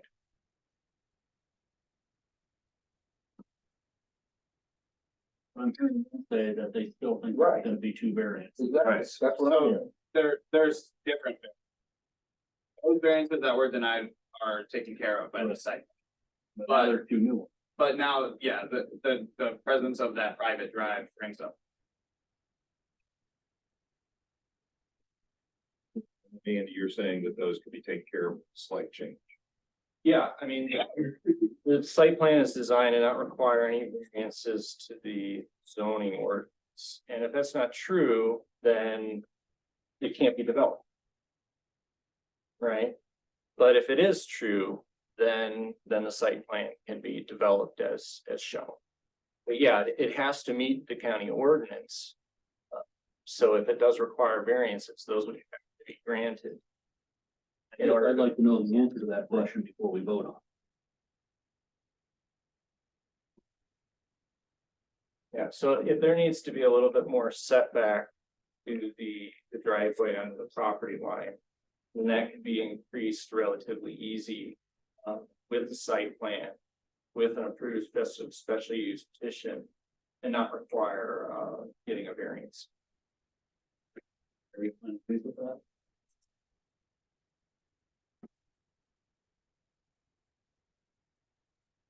Question. There are a lot of ifs there. Yeah. Andy, how much time do we have to deal with this? Well, I'm not sure. I think it may be the 90-day rule. Is that what you're looking at? Ann? Yeah, that's what I'm reading.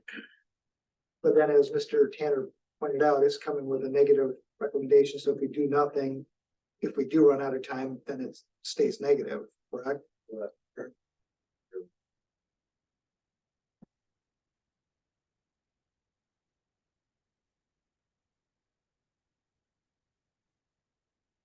Are you looking to do the 16 units? Is that what your intention is? Would you consider sprinkling those units with residential fire sprinklers? With the density of the residences?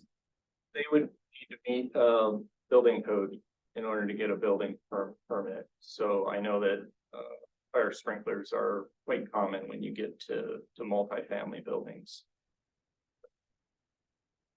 I don't know if What they're would your price point? You're looking to, these are condominiums? well, so villas is a marketing term. Legally, they might be considered condominiums. I think, I've suggested to many people that the current price point might be between 250 and 300,000. Might be a little high, but I think. Higher end. Yep, and as the developer, I would have control over that. Plan to make them, think the community does require market construction. Nice construction, so countertops, stainless steel appliances, that be a good marketing draw.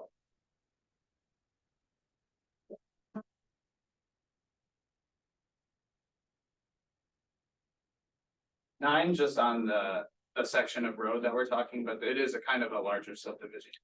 The drive extends all the way down to McKinley on its own.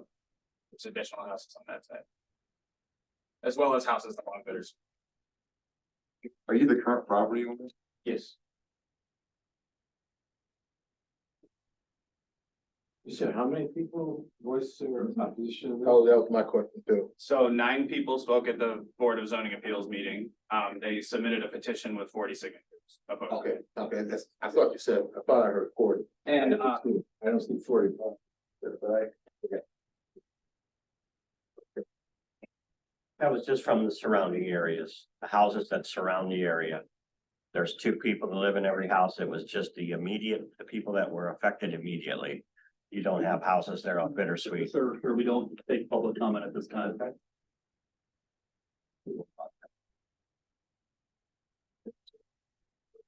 If this were ever, would you consider allowing neighbors to tap into the sewer or water if they needed to? Yeah, I think that the extensions within the public right of way would be the public domain. So I think city of So Mishawaka. you would bear the expense of bringing that improvement to the area if this were approved, correct? Yeah, yeah. Mark, Yeah, that would also require outside of county as well. But that would affect utility sizing and the city, while they provided a letter for this development. Can't infer a commitment to have the capacity for all the surrounding areas too. But if there was, The capacity. say if they said it's a 16-inch main or something, for example, would there be additional capacity beyond the 16 units or something like that, you know, for the sewer? If somebody ran into septic problems, wanted to tie into sewer. What I think it's very common for utility extensions to have be designed with additional capacity. Chairman. Yes. Is from your perspective, is the main complaint of the neighbors to they fear that the character of their community is going to be affected, so that the goods will be gone? Is that, would you characterize it that way? One of the, it's not entirely. One of the gentlemen that spoke in Vermontford said, it's zoned single family, I understand that. I'm a builder. I think that if it's developed, it should be developed or consistent with what's existing. Half lot, single family homes, and that is that's my summary of his comments. Carl? Yeah, I would like to echo. I actually heard that comment repeated a lot in the spoken remonstrance. I heard over and over again that single family is fine. They were just opposing the nature. Does this fall subdivision? He will need to go through the planning process because he's proposing 4 lots. I mean, I understand that point. I mean, I don't know that in my subdivision, right in the middle of it, I would want a whole unit of condominium right in the middle of a single family subdivision. What I'm asking is this a subdivision? It will be a subdivision because he has to subdivide the story area. Yeah. You're saying it already is. The area around it. Or It's likely. I mean, that's information that we can provide to you. If you want, it's old enough where it might be one of those like unrecorded plats from way back when, where it's platted but not recorded. There's an existing minor subdivision for this property. I mean, but one single home, how many could you get on that? Carl, Carl did all of that analysis as part of his staff report. Yeah, The sewer and water would make a difference, right? It does. it does make a difference. Yeah, with sewer and water, the actually area wouldn't be the constraint. The constraint would be frontage along for Timber Drive. My staff report with me, but you're allowed 1 lot per 6 feet of frontage with sewer and water. So I believe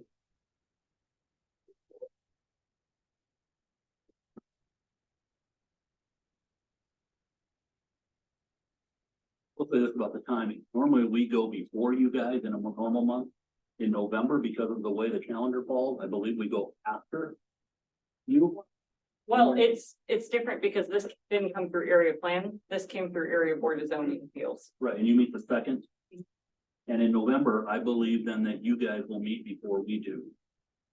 And if that's the case, and we have 90 days, we could wait until November to see what the decision is on the variances. Or it gives the petitioner time to go back and change his plan to where he doesn't need any variances. But either way, I'd either like him to be at a point where we don't need variances, or we know what the board is gonna say on the variance.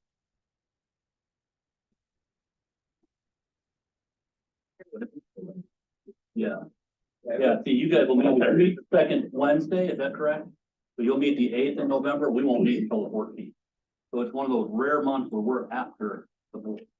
So if the 90 days works, we could potentially wait till November to either see if he can come up with a site plan where he doesn't need variances or the board approves it.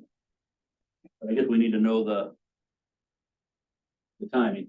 I have to do a little research if, did you find the 90? No, I'm sorry. The statute is different depending on how you're classified and actually your population, so it is very nuanced and I'm having trouble finding it. I just don't want to say the wrong thing. I'd rather look into it.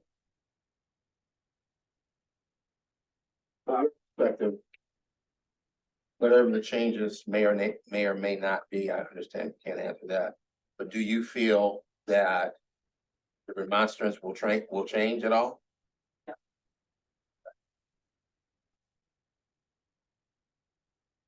Yeah, if that property there was to be developed as single family under sewer and water, the most they'd be permitted is, I believe, nine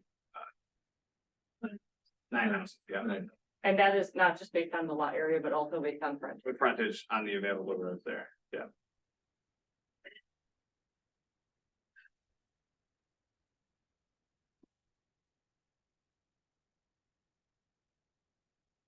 We don't have an answer on the time. No, we don't. Timing allows motion to hold. Oh, no, it's timing, wow. But if we move it forward, no We can build it. Still don't. We can send it forward and then send it back to committee. That gives you more flexibility on the time. Yeah. We could know in 2 weeks from the time.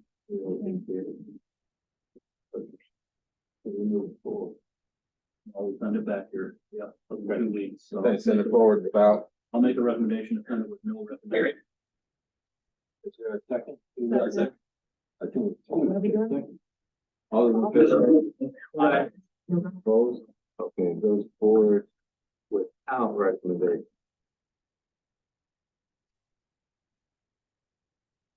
Thank you. Okay. Yeah. Why said. Oh, thanks to them, sorry.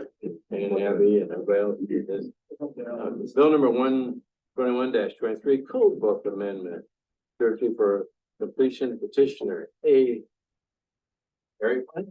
Abby Wild, APC director again, and Carl is, and Fariel, you're reading the statute, see if we can get you an answer to your other question. We'll do this stuff, maybe they'll be able to find it. All right, so this is a text amendment that is requested by our county engineer, Sky Meadows, that lives in the subdivision ordinance, specifically for surety. It's to amend the required amount of surety based on current cost of improvements at the time of secondary approval. Right now, our surety is our surety is done based on current costs. And then it must be renewed annually, but we're finding that as projects lag in being granted secondary approval, there's a gap between what the surety amount is and what the actual cost of construction is. So what we are requesting to amend is to allow for annual adjustment of inflation, depending on a number of factors, including labor and materials. I apologize, this is an error. It came to you favorable with 7-1, not unanimous. The one member that voted in against was just looking for clarification as to how the cost would be adjusted annually. And I think that Sky's prepared to speak on that. So basically what this is in order to, before you can start selling lots, you have to get secondary approval to your plat. And there are several things that we need for that. We need a set of design plans that have been approved. We also need a surety in place. And what that surety is what it would take when you're done to finish the project. You've probably driven through subdivisions where there's still the surface coat that hasn't been put on. We have a surety in the amount that if the developer goes belly up or leaves, county isn't left holding the bill. Problem is, Abby said we have them update their surety each year. We can't make them update how much that surety's for. They have to get a new surety through a bank, but we can't make them update for our current ordinance. We can't make them increase the surety based on what we're seeing that costs. And right now I've got a subdivision where the surety was $52,000. The cost to pave it and do the things is $150,000. The developer has since retired, moved to Florida, and it's in an LLC. So his take is, just call it bond, I don't care. So then the county is left with that because there was no mechanism to increase that surety. What this does is give us a mechanism to increase that. We have about 37 sureties out right now in the amount of about $5.5 million. If those were all to be, those are probably at least 30% low. This will give us the ability to go back and annually ask them to update that. Well, if they go and do work, we let them decrease it, but we can't go in and make them increase it. This will give us the ability to do that. And the way we plan to do that is make them give us a new estimate each year based on the costs that we're seeing for paving, curb and those types of things, and actual costs we're seeing, so that we have enough money to finish it if something happens.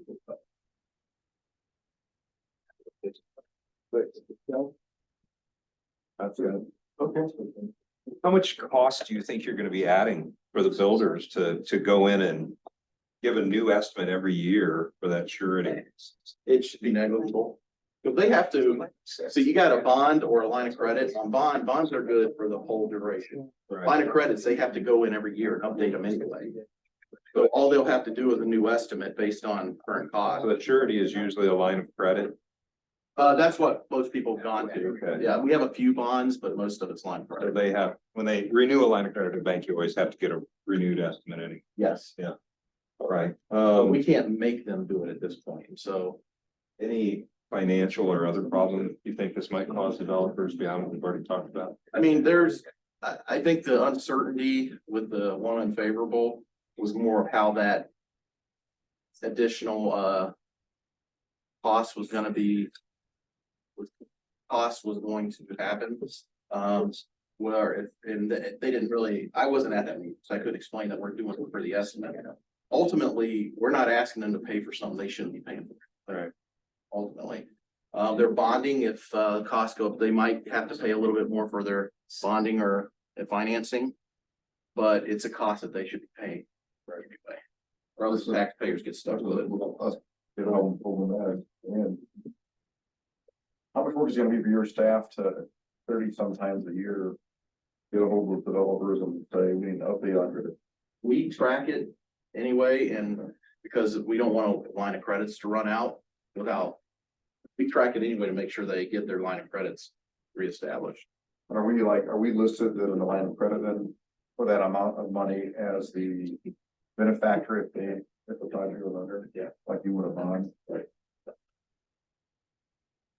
Sky, for these projects, are they being built to county engineering standards, and is the county inspecting the development of it? So are they incurring the cost of that inspection process? No. They're already getting some value. Yeah, I mean, Sure we have one inspector that goes throughout the county and then checks in on all the subdivisions. If we have a lot of work going on, we'll send another guy around. It's not a full-time inspection, but we do. Do any of these subdivisions have their own private roads rather than county platted right of way Though there are not any current subdivisions that are under development? that are under development that I can think of. That I can't, that are private.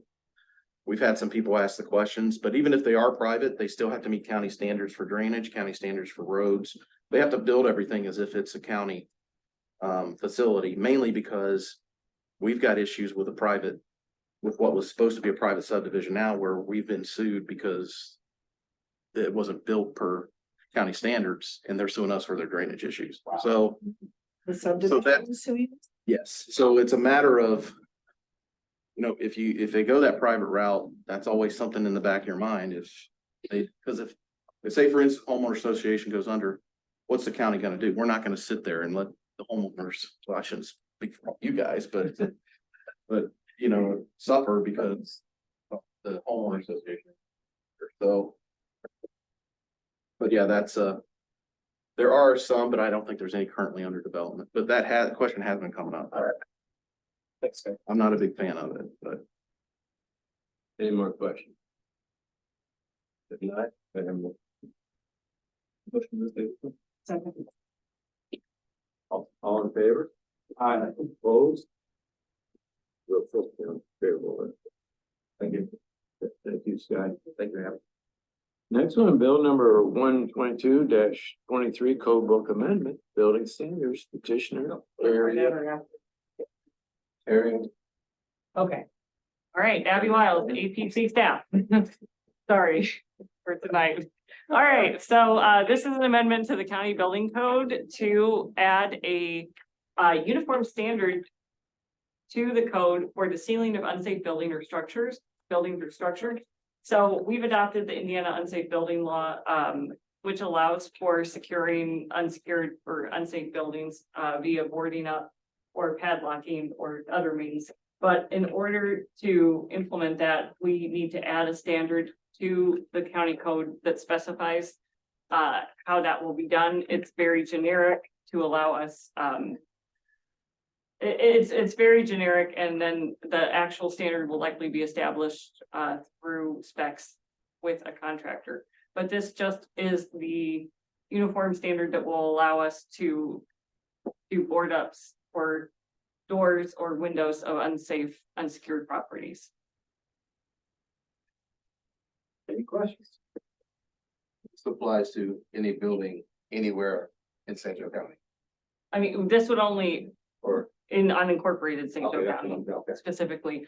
What has happened is, Steve Today is one of our code enforcement inspectors, if he's here, is that since we've had the, reported concerns and we have a venue for a lot of code complaints, we're getting more reports of unsecured, unsafe properties. And we'd like to be able to board up, especially if it's in an area that's more densely populated. If we have a lot of complaints, we hear that someone's getting into them.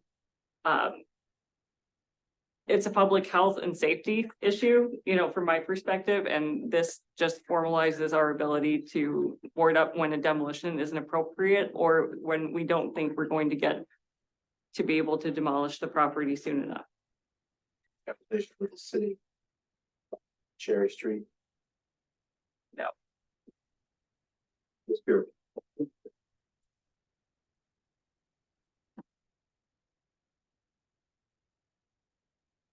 That's a headache. That one is a headache. What'd you say? Cherry Street. Yeah. Headache. You put it back. Yeah. Yes. Yeah, that's why I asked that question. Okay.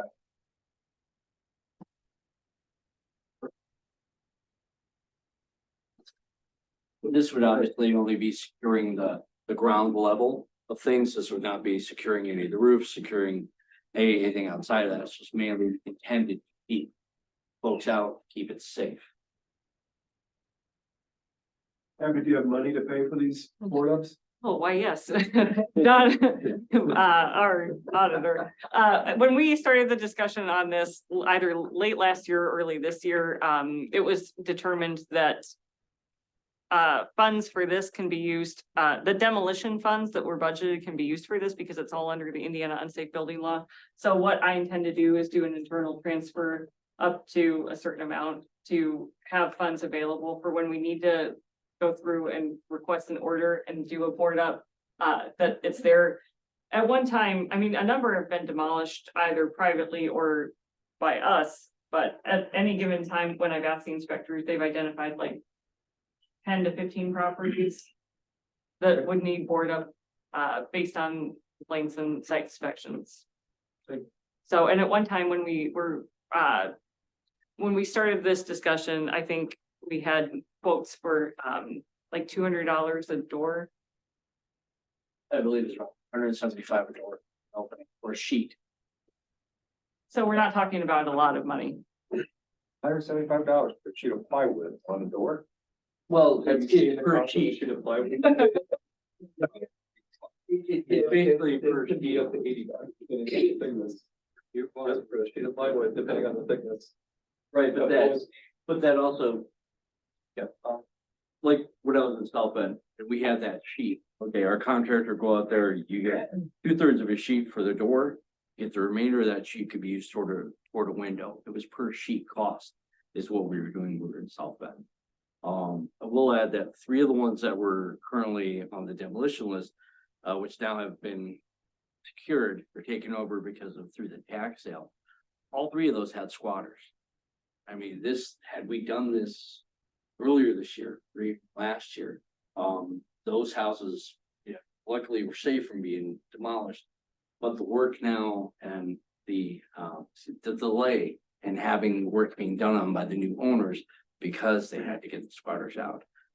Do you know what I mean? Had we secured them, those homes would have already been worked on, 45 days ago, 60 days ago. They wouldn't have sustained the damage that they had to sustain because there were people there doing damage. But it's still getting, even if you do all that, like, they are clever enough to get in another way. Yeah, absolutely. I mean, if someone wants to get in, they're going in. But having. But it makes it harder. Yeah, it definitely makes it harder. Plus, if there's no trespassing sign up, makes it illegal. Exactly. That's a good point, Amy. I'm not saying that's doing it. But if it's secured and someone is awarded something at tax, they can put the no trespassing sign up and then rely upon the police to help them, keep people out. Any more questions? The specs you mentioned, you're gonna develop with the contractor, those come back to us for approval. And actually, when we looked at making the ordinance a little more specific, our building commissioner, who we will need to work with when we request the orders, asked us not to do that because things change. And it is better to have a more general standard in the ordinance and then address the exact specifications in the contract. So that was per the request of the building commissioner.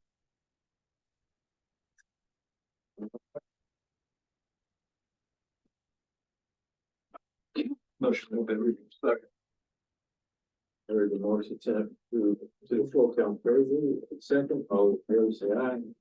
Opposed. Next, bill number 123-23, code book amendment, public nuisance petition area plan. So these are what are really administrative updates to our 3 code enforcement ordinances. The first that you are hearing tonight is public nuisance. The ordinance is written the ordinance is enabled by state statute, and it's written such that it allows us to collect abatement costs by placing these on tax duplicate and collecting as delinquent taxes. This is already in the ordinance under section 6 violation notice.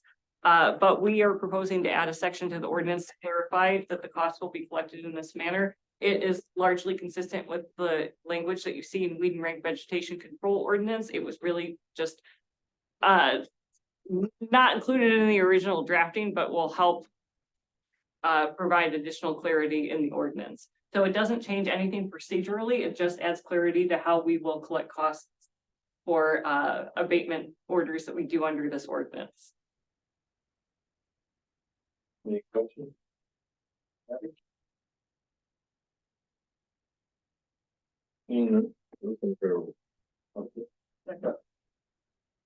All those in favor say aye. Aye. Motion passes full count. Bill number 124-23, code book amendment of abandoned vehicle. Petitioner area plan. Right.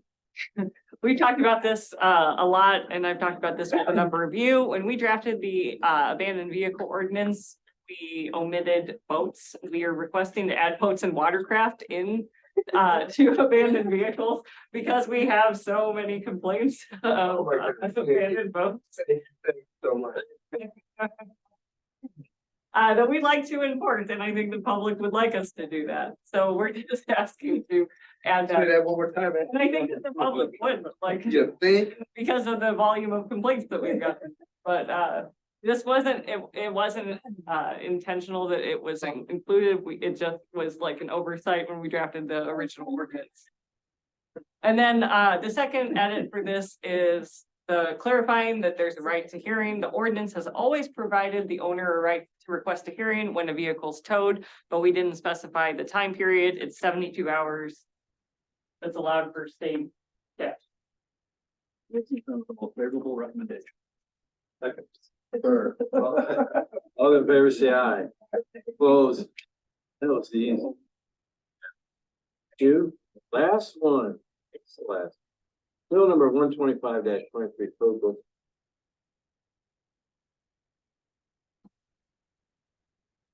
Great. So now that we've been through several rounds of enforcement, work orders, invoicing, tax duplicates, we have found the enabling statute for public nuisance for collection of costs is 30 days, weed and rank vegetation is 10 days. So this is different in the statute. That's what the way the ordinance was written. Now that we have begun to invoice people, we are sending invoices. Most of our work orders include mowing and cleanup. Or a lot, not most, but a good number of them. So this means that we are sending one invoice with terms net 10 days and the other 30 days. We would like to just make them consistent and make everything 30 days. This will help streamline invoicing, and 30 days is the greater of the two. I was totally administrative, has nothing to do with that property we talked about over and over, not that long ago. Wasn't valid? Has nothing. No, Nothing. no, this is nothing not, changed. we're not adding rear yards. We're not expanding the ordinance. We're just changing the payment terms after we do a work order from 10 days to 30 days to be consistent with public use. Any other questions, Brad? Motion made it for 1 second. Thank you. All in favor? Aye. Yes. Motion to full council, Mr. Clerk. Favorable. Thank you, That's Chairman. all I have tonight. Debbie has something right there. We did get you an answer on your special use. So the statute states that, after special use petition is, voted on, it must be heard by the legislative body within 60 days. And, Mr. O'Brien confirmed this, right? You looked at that. If we don't, it's not a matter of, we take the result from the recommendation. If we don't act, then it's approved. So, Vote on it in Say that October. again? Oh, right, so, A little different than a zoning. yep. wow. In a county described in subsection A2, which is now 250 to 300,000, so that's us. The legislative body shall vote on the petition within 60 days after the Board of Zoning Appeals makes its recommendations. If the legislative body does not vote to deny the petition within 60 days, petition is approved. So it's a different scheme. So good thing it's going with no recommendation, so we can act on it within that time frame, but the downside is we're not gonna know what the decision will be. The statute is for There's this, something for very- that. Like, we will vote on it. So, stuff is held in committee, we're going back to the budget administration committee. Mr. Capel. Bill number 1 property tax relief. The homeowner, their. I'm gonna have Jamie O'Brien. The way out of this. Right. So thanks. So Mrs. Drake asked me to prepare the ordinance, draft of the ordinance. Broadly, it provides some property tax relief for taxpayers who are 55 or older and have been in their homestead residence for 10 years or longer. Okay, and then you all, the council, can set some parameters on this. There's 3 variables, if you will: the geographic area, which the draft that is prepared is the broadest, it's the whole county. 2, income limits, and entirely up to you all to set the income limits.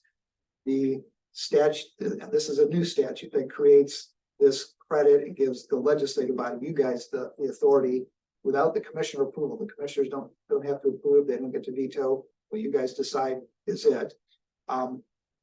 It breaks out, you don't have to, but it gives the potential to break out the income threshold for a single taxpayer or married taxpayer filing joint. This is based on federal tax return filings.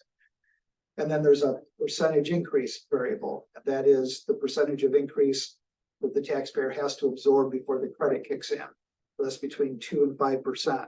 So if we have the broadest, biggest savings available, which is the current draft, it's 2%. So we look at last year's tax bill, let's say it was $2,000.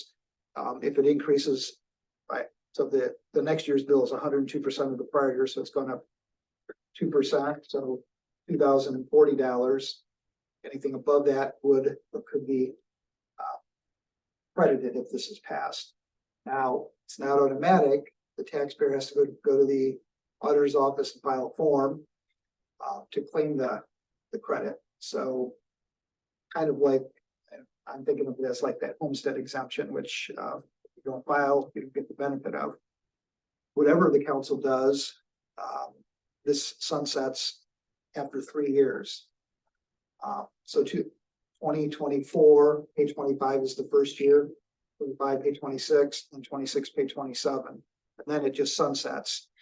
The council could terminate early if you guys decide to enact it for this coming year and you think, oh, this is too much of a fiscal draw, or this is too big of a administrative headache for the only 50 people that filed for the credit.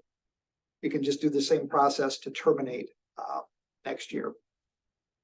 There is another nuance, and that is this is kind of like the budget process. You've got to have a public hearing, get public input, and then after that, you can vote at the next meeting. So if this moves forward in October, you'd have a public hearing, take feedback, close the public hearing, and then the matter would be reserved to November to actually vote on it. There's some other mechanical requirements that are not part of the ordinance. That is, if the ordinance is passed, you have to send a copy to the Department of Local Government Finance, which I would coordinate with Jen to get a certified copy. You've got to get a copy to Mr. Murphy, the auditor, and then copies out to the taxing units, all the taxing units within the county, because the tax credits will trickle down and spread across.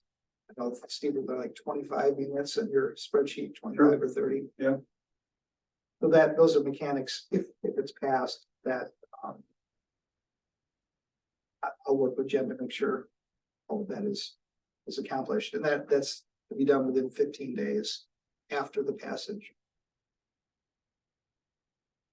What was our prediction initially that would we save taxpayers $300,000 to feed you a number like that? Well, so overall savings to county taxpayers estimated $3.6 million. The impact to us is the number you're thinking of is $360,000. Okay. That's the decrease in collected taxes. Right. We also heard from the auditor's office that there'd be a cost for an additional officially to administer this. 2 employees? One to start. One. But maybe possibly 2. There's 2 in the budget. And you said it starts 25, page 26, correct? Or 24, 24, page page 25. 25. So you would need that employee when? January. Right, because the filing of the forms will be in 24. What about the assessor's office? Any more help on this? I don't think this impacts the assessors at all. He'd probably take it.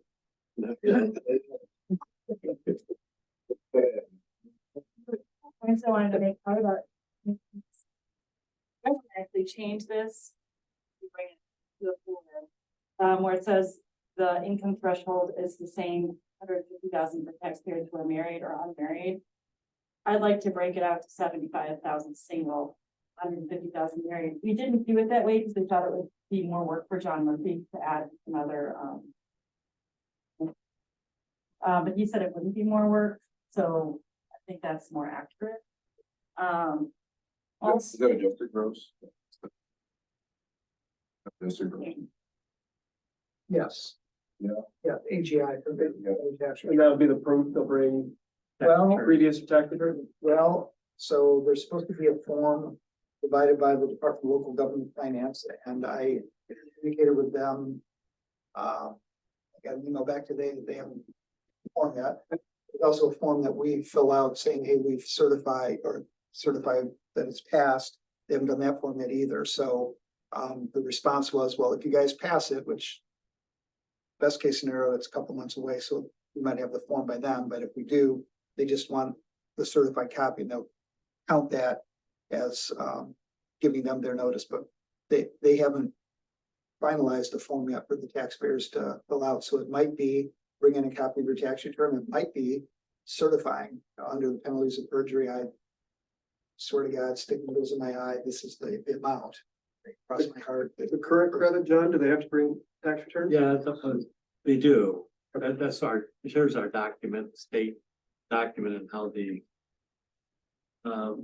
over 65 circuit breaker and over 65 deduction are handled. And it does talk about the auditor's office reviewing tax return. So we would prefer. So you have to do that. What's that? You gotta do that. Your office has to do that. Would have to do that, yeah, I can pass it. His office got to pull up verification of age, income, and 10 years of residency before they would qualify for this credit. Now, if there's a form that supersedes that, maybe we're not allowed. Well, don't know. Now, we would prefer to actually to look at, make sure that they're correct. That's how we do with other districts. John, what's the cutoff date for that? Let's say if this goes through, what do you have to be done by in your office before it goes through? Is it March or April? And it's pretty early. It's like that time because we have to. Yeah. The steps in the property tax process to get that in. It's like about March or April, I think. If we apply homesteads and normal credits in May, I think. Yeah, then we do the certified net assessed value. The July report has or to be done August. by August 1st. Late spring. Well, we would accept these probably year round, but they would just apply to next year. I just didn't know when the cutoff date would be. And did that go through then, or did it go through that not gonna have homestead anymore? Oh, no, mortgage. Yeah.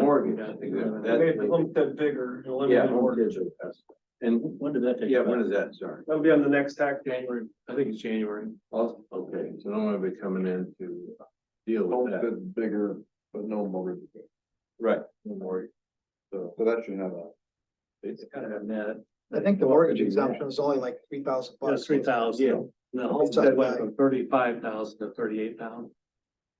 I guess. my point So is it's better for the taxpayer, there's no people. Nobody else can come in and file that. That's done. Can you do any of this online, or is this going to have to be paper in person? It's not a person. I don't get driver's license. I don't know for sure. State forms. Yeah. Yeah. And Joe, you could probably send yours in by email, but. I'll give you. Steve.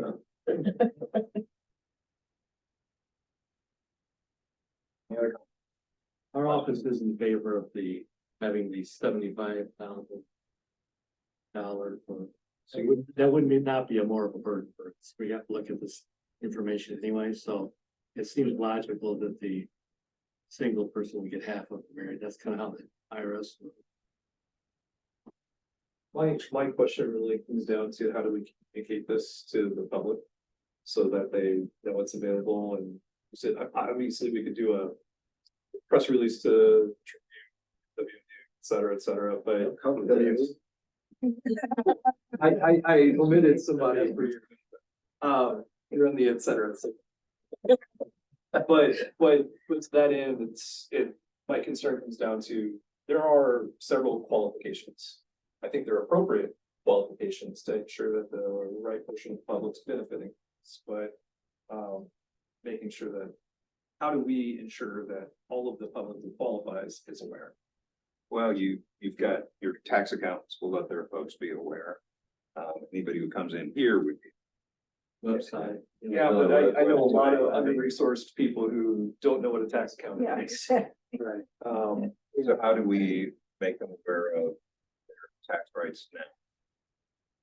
What we do? TurboTax does that. I mean, like, to many people, that's what they consider their taxes. If you had the property tax bill, but I don't know. It's already pretty condensed. I reach people on anything. Yes. And I don't want to take anything away from what is being considered here. I think 100% everything that we're discussing here is valid. Each of us holds a town hall. districts. Well, you also like, you know, senior life, there's a maximum here. I mean, we can do our, that, There are ways, and we're not gonna get everybody. But it's with any issue, they're whatever. And guarantee you.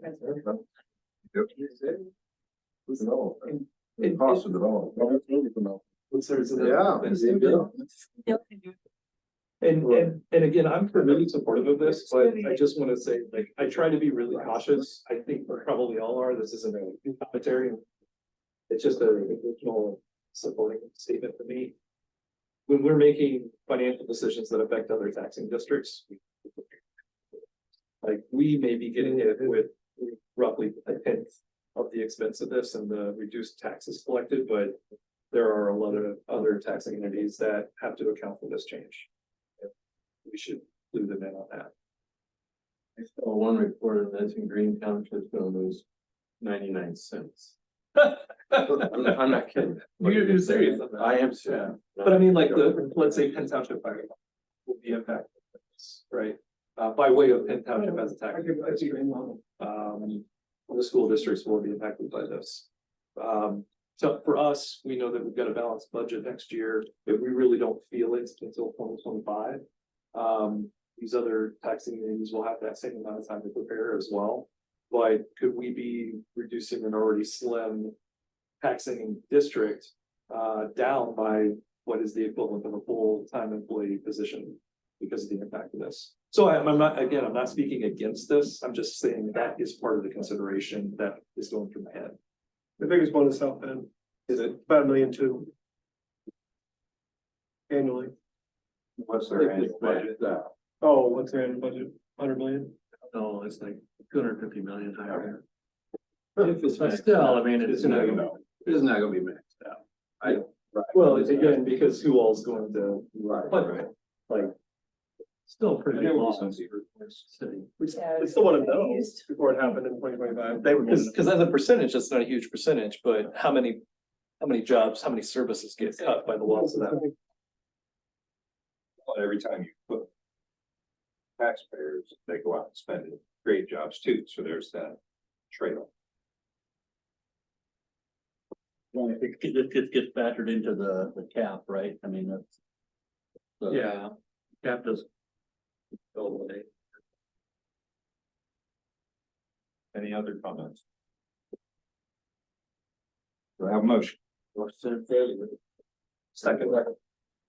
All those in favor? Aye. All those opposed? Motion is four in favor. Mr. President, I am finished. All right, and that concludes our committee hearing tonight. Next up, we have a presentations. We've got Bill Brunsma from the JJC. He presented his budget, somehow we got our wires processed a little bit. So this will not affect the 2024 budget, but it could have potentially, speaking of the 2025 budget, it could potentially affect that. So Dr. Brunsma has asked to come and address the council on that issue. Thank you, Mr. Rose. Good evening. No, it's a long evening for you all. I think it was a little miscommunication around basically what I would say my retirement. So the psychology position that you approved for next year was a budget neutral thing and would go forward as a budget neutral. But I need the footnote to show that it's a going forward kind of thing. Partly I didn't communicate well enough with you all, I think, is that unbeknownst to you, I actually do 3 jobs down there. So I am the executive director, I am the director of mental health, and I'm also one of the psychologists. So what you approved was for a psychologist position to come in to help also with Dr. Biddlemeyer in the mental health department to get the psychological done for the court. And that includes competency exams, learning disability evaluations, full psychological family evaluations, things like that. And then also in the budget, we gave 5,000 more to one of the forensic clinicians. Hopefully she'll become the coordinator of the mental health department as I move out. And then you'll have the money for my position to hire a new executive. But I need the psychologist position to continue beyond next year because there's no way I could hire anybody to say, oh, you're only coming in for 1 year. That's what I want to clear up. Asking us to take the note out, Yeah, take the note that down. says it's for 1 year. Yeah.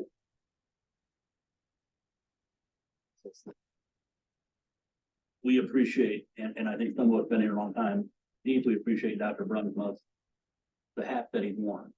The issue is when somebody wears many hats and they leave, sometimes it takes more than one slot to fill that. And I think this is one spot where I would have said that's definitely the case. If I didn't realize, and I'm sure many of us didn't realize that in addition to being the executive director, he was also in one sense a psychologist. You probably did, yeah. And The judge is saying your praises. I mean, numerous occasions, and I'm not kidding. No, I definitely did that. and so we do need to replace Dr. Bill for more than just. Correct, totally correct. So if the council is amendable, I would suggest that we take the footnote out, leaving the position in. And it will not affect the 2024 budget. We already put it in there for that. But that we, going forward, it would be in the budget book. That position's paid for by the rental income, right? He said it was budget neutral. No, it's budget neutral. We took, and that's why Cheryl's here, but we took a position, we cannibalized it. We took some money, cannibalized it, that's what they call it, right? And then we took other money from different funds and we made the position. So it doesn't, even going forward, we already had the money in the budget. Did you have a question, Mark? Yeah, I mean, for the council members, we may have discussed this at budget time, but just having known you for many years. That psychologist, which is really a required thing which we need for the benefit of our youth that are being trained and rehabilitated. Many years ago, you explained to us how much money you being there saves the county. Yeah. If we were to farm that out to a contract. Yeah. It's like, So can you many explain what some of years- those assessments cost. Well, so many years ago, when you had Madison Center doing it, you were paying an extra $3 million to have the assessments done every year. That's before I came in '97. When I started doing them in '98, I automatically saved you $3 million. So that was the thing. And the reason why you need 2 psychologists is because we usually try to take on 2 doctoral level interns. They'll be there for a year or 2. And my hope is to hire, I already have a woman in mind for this.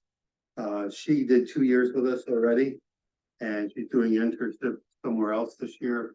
She'll be coming back. She lives in Mishawaka, I want to keep her. It's hard to get clinical psychologists want to do this work. So I want to keep her, and that's why, we got it in the budget for next year. And want to keep her there. And otherwise, Dr. Bill Meyer will be, the lone guy, and he won't be able to keep up with it. So. Everybody agreeable? Yes. Got that, John? Yeah. All right. On a side note. Yes. Based on some of the health department discussion earlier, would you agree that second main cause of death in young adults in our country is suicide? Would you agree with that? Yeah, it's suicide. I'm going down on Thursday. I'm part of the state legislature's study group on child fatalities. And I'm worried about the homicide of children too. So by parents and their boyfriend usually. We've had quite a bit of increase in that. And in our community, we have the second highest in the United States. This was several years ago. But the highest amount of suicide attempts among youth. And in the country, this county. So I would say to you, you really need to look at your mental health services there. It's inadequate, especially for people who are poor and can't afford to go out and get some help. It really is another discussion. I don't want to bring it all on you tonight, but it will take 6 to 8 months sometimes to see an appropriate provider if you don't have private insurance or not able to pay. And that ends up in our system. And that's why I'm going down to talk with the Speaker of the House on Thursday. We are just being killed with seriously mentally ill people kids in our detention facility right now. And I'm trying to keep them alive. Right, no insights. All right. Appreciate it. All right. Have a good day. Next up was going to be the election board and they came, so we now have the election board. Next up, is any further discussion on the county budget? I have one thing really fast. When we talked to the history museum, and I like this museum. I went through our entire budget and I saw. He asked for still to 200,000, maybe 80,000 to do some capital improvements. I remember one was doors for like 10 that needs to be fixed. That. The majority of that was fixing an outside building. I thought we didn't agree to that. Maybe I just didn't agree to it in mind. That's why I want to ask. For it. We agree to that or I thought we did. I don't remember what the fixing is. We're fixing up the facade. I knew there were. Oh, yeah, that's right. Yeah, I always for the door. So you get your notes? But my recollection, if you asked me earlier, is that my notes were not to fund it in CCD, not to approve it, but we didn't actually talk about it. Because that's, sometimes there's dangling issues that we don't actually final. We didn't really say yes or no to my recommendation. It is in CCD. And, It is in CCD. already in there, yeah. The 200, I don't have the breakout, it's total was 235,000. Did you say it's in CCD and not the general? It's in CCD. Right. Fund 1138, not the general. Have the discussion been for years that, at least from their perspective, that we really don't fund them at an adequate level? If you look at what they do for this community, what they mean to the community. Well, part of the problem is we weren't funding the building at all, That's okay, that's what I'm which it saying. was our building and we were funding it, they were funding it for many. That's what, okay, you said it more eloquently, but yeah, I knew that, that's been an issue for a long time. But we Let's not forget that. We went there, but then bought and built, but there was never any support. Still the county's building. Still. Even though. But I mean, it's not like they're asking for an I'd exorbitant. like to sell a bedroom for $1, but they. It's not like they're asking for a large amount, one, and number two, it's not like they're asking to fund, Raphael Ripsch. I mean, this Might is, get a lot of tourists. How much we need for that? what I'm just saying, it's, to me, it's very important. Not the general. They didn't know. Oh, it was originally out of the general. That's what I thought. But we have, I think that you've all agreed to this, that we generally put the capital in a different fund. Yeah. So that's what we did. Okay. And so both funds are in balance. Thank you. I thought came. Okay. It was originally. Yeah, that's what I read. Answer that. Last thing on the agenda, anything else for the good of the body? We are adjourned.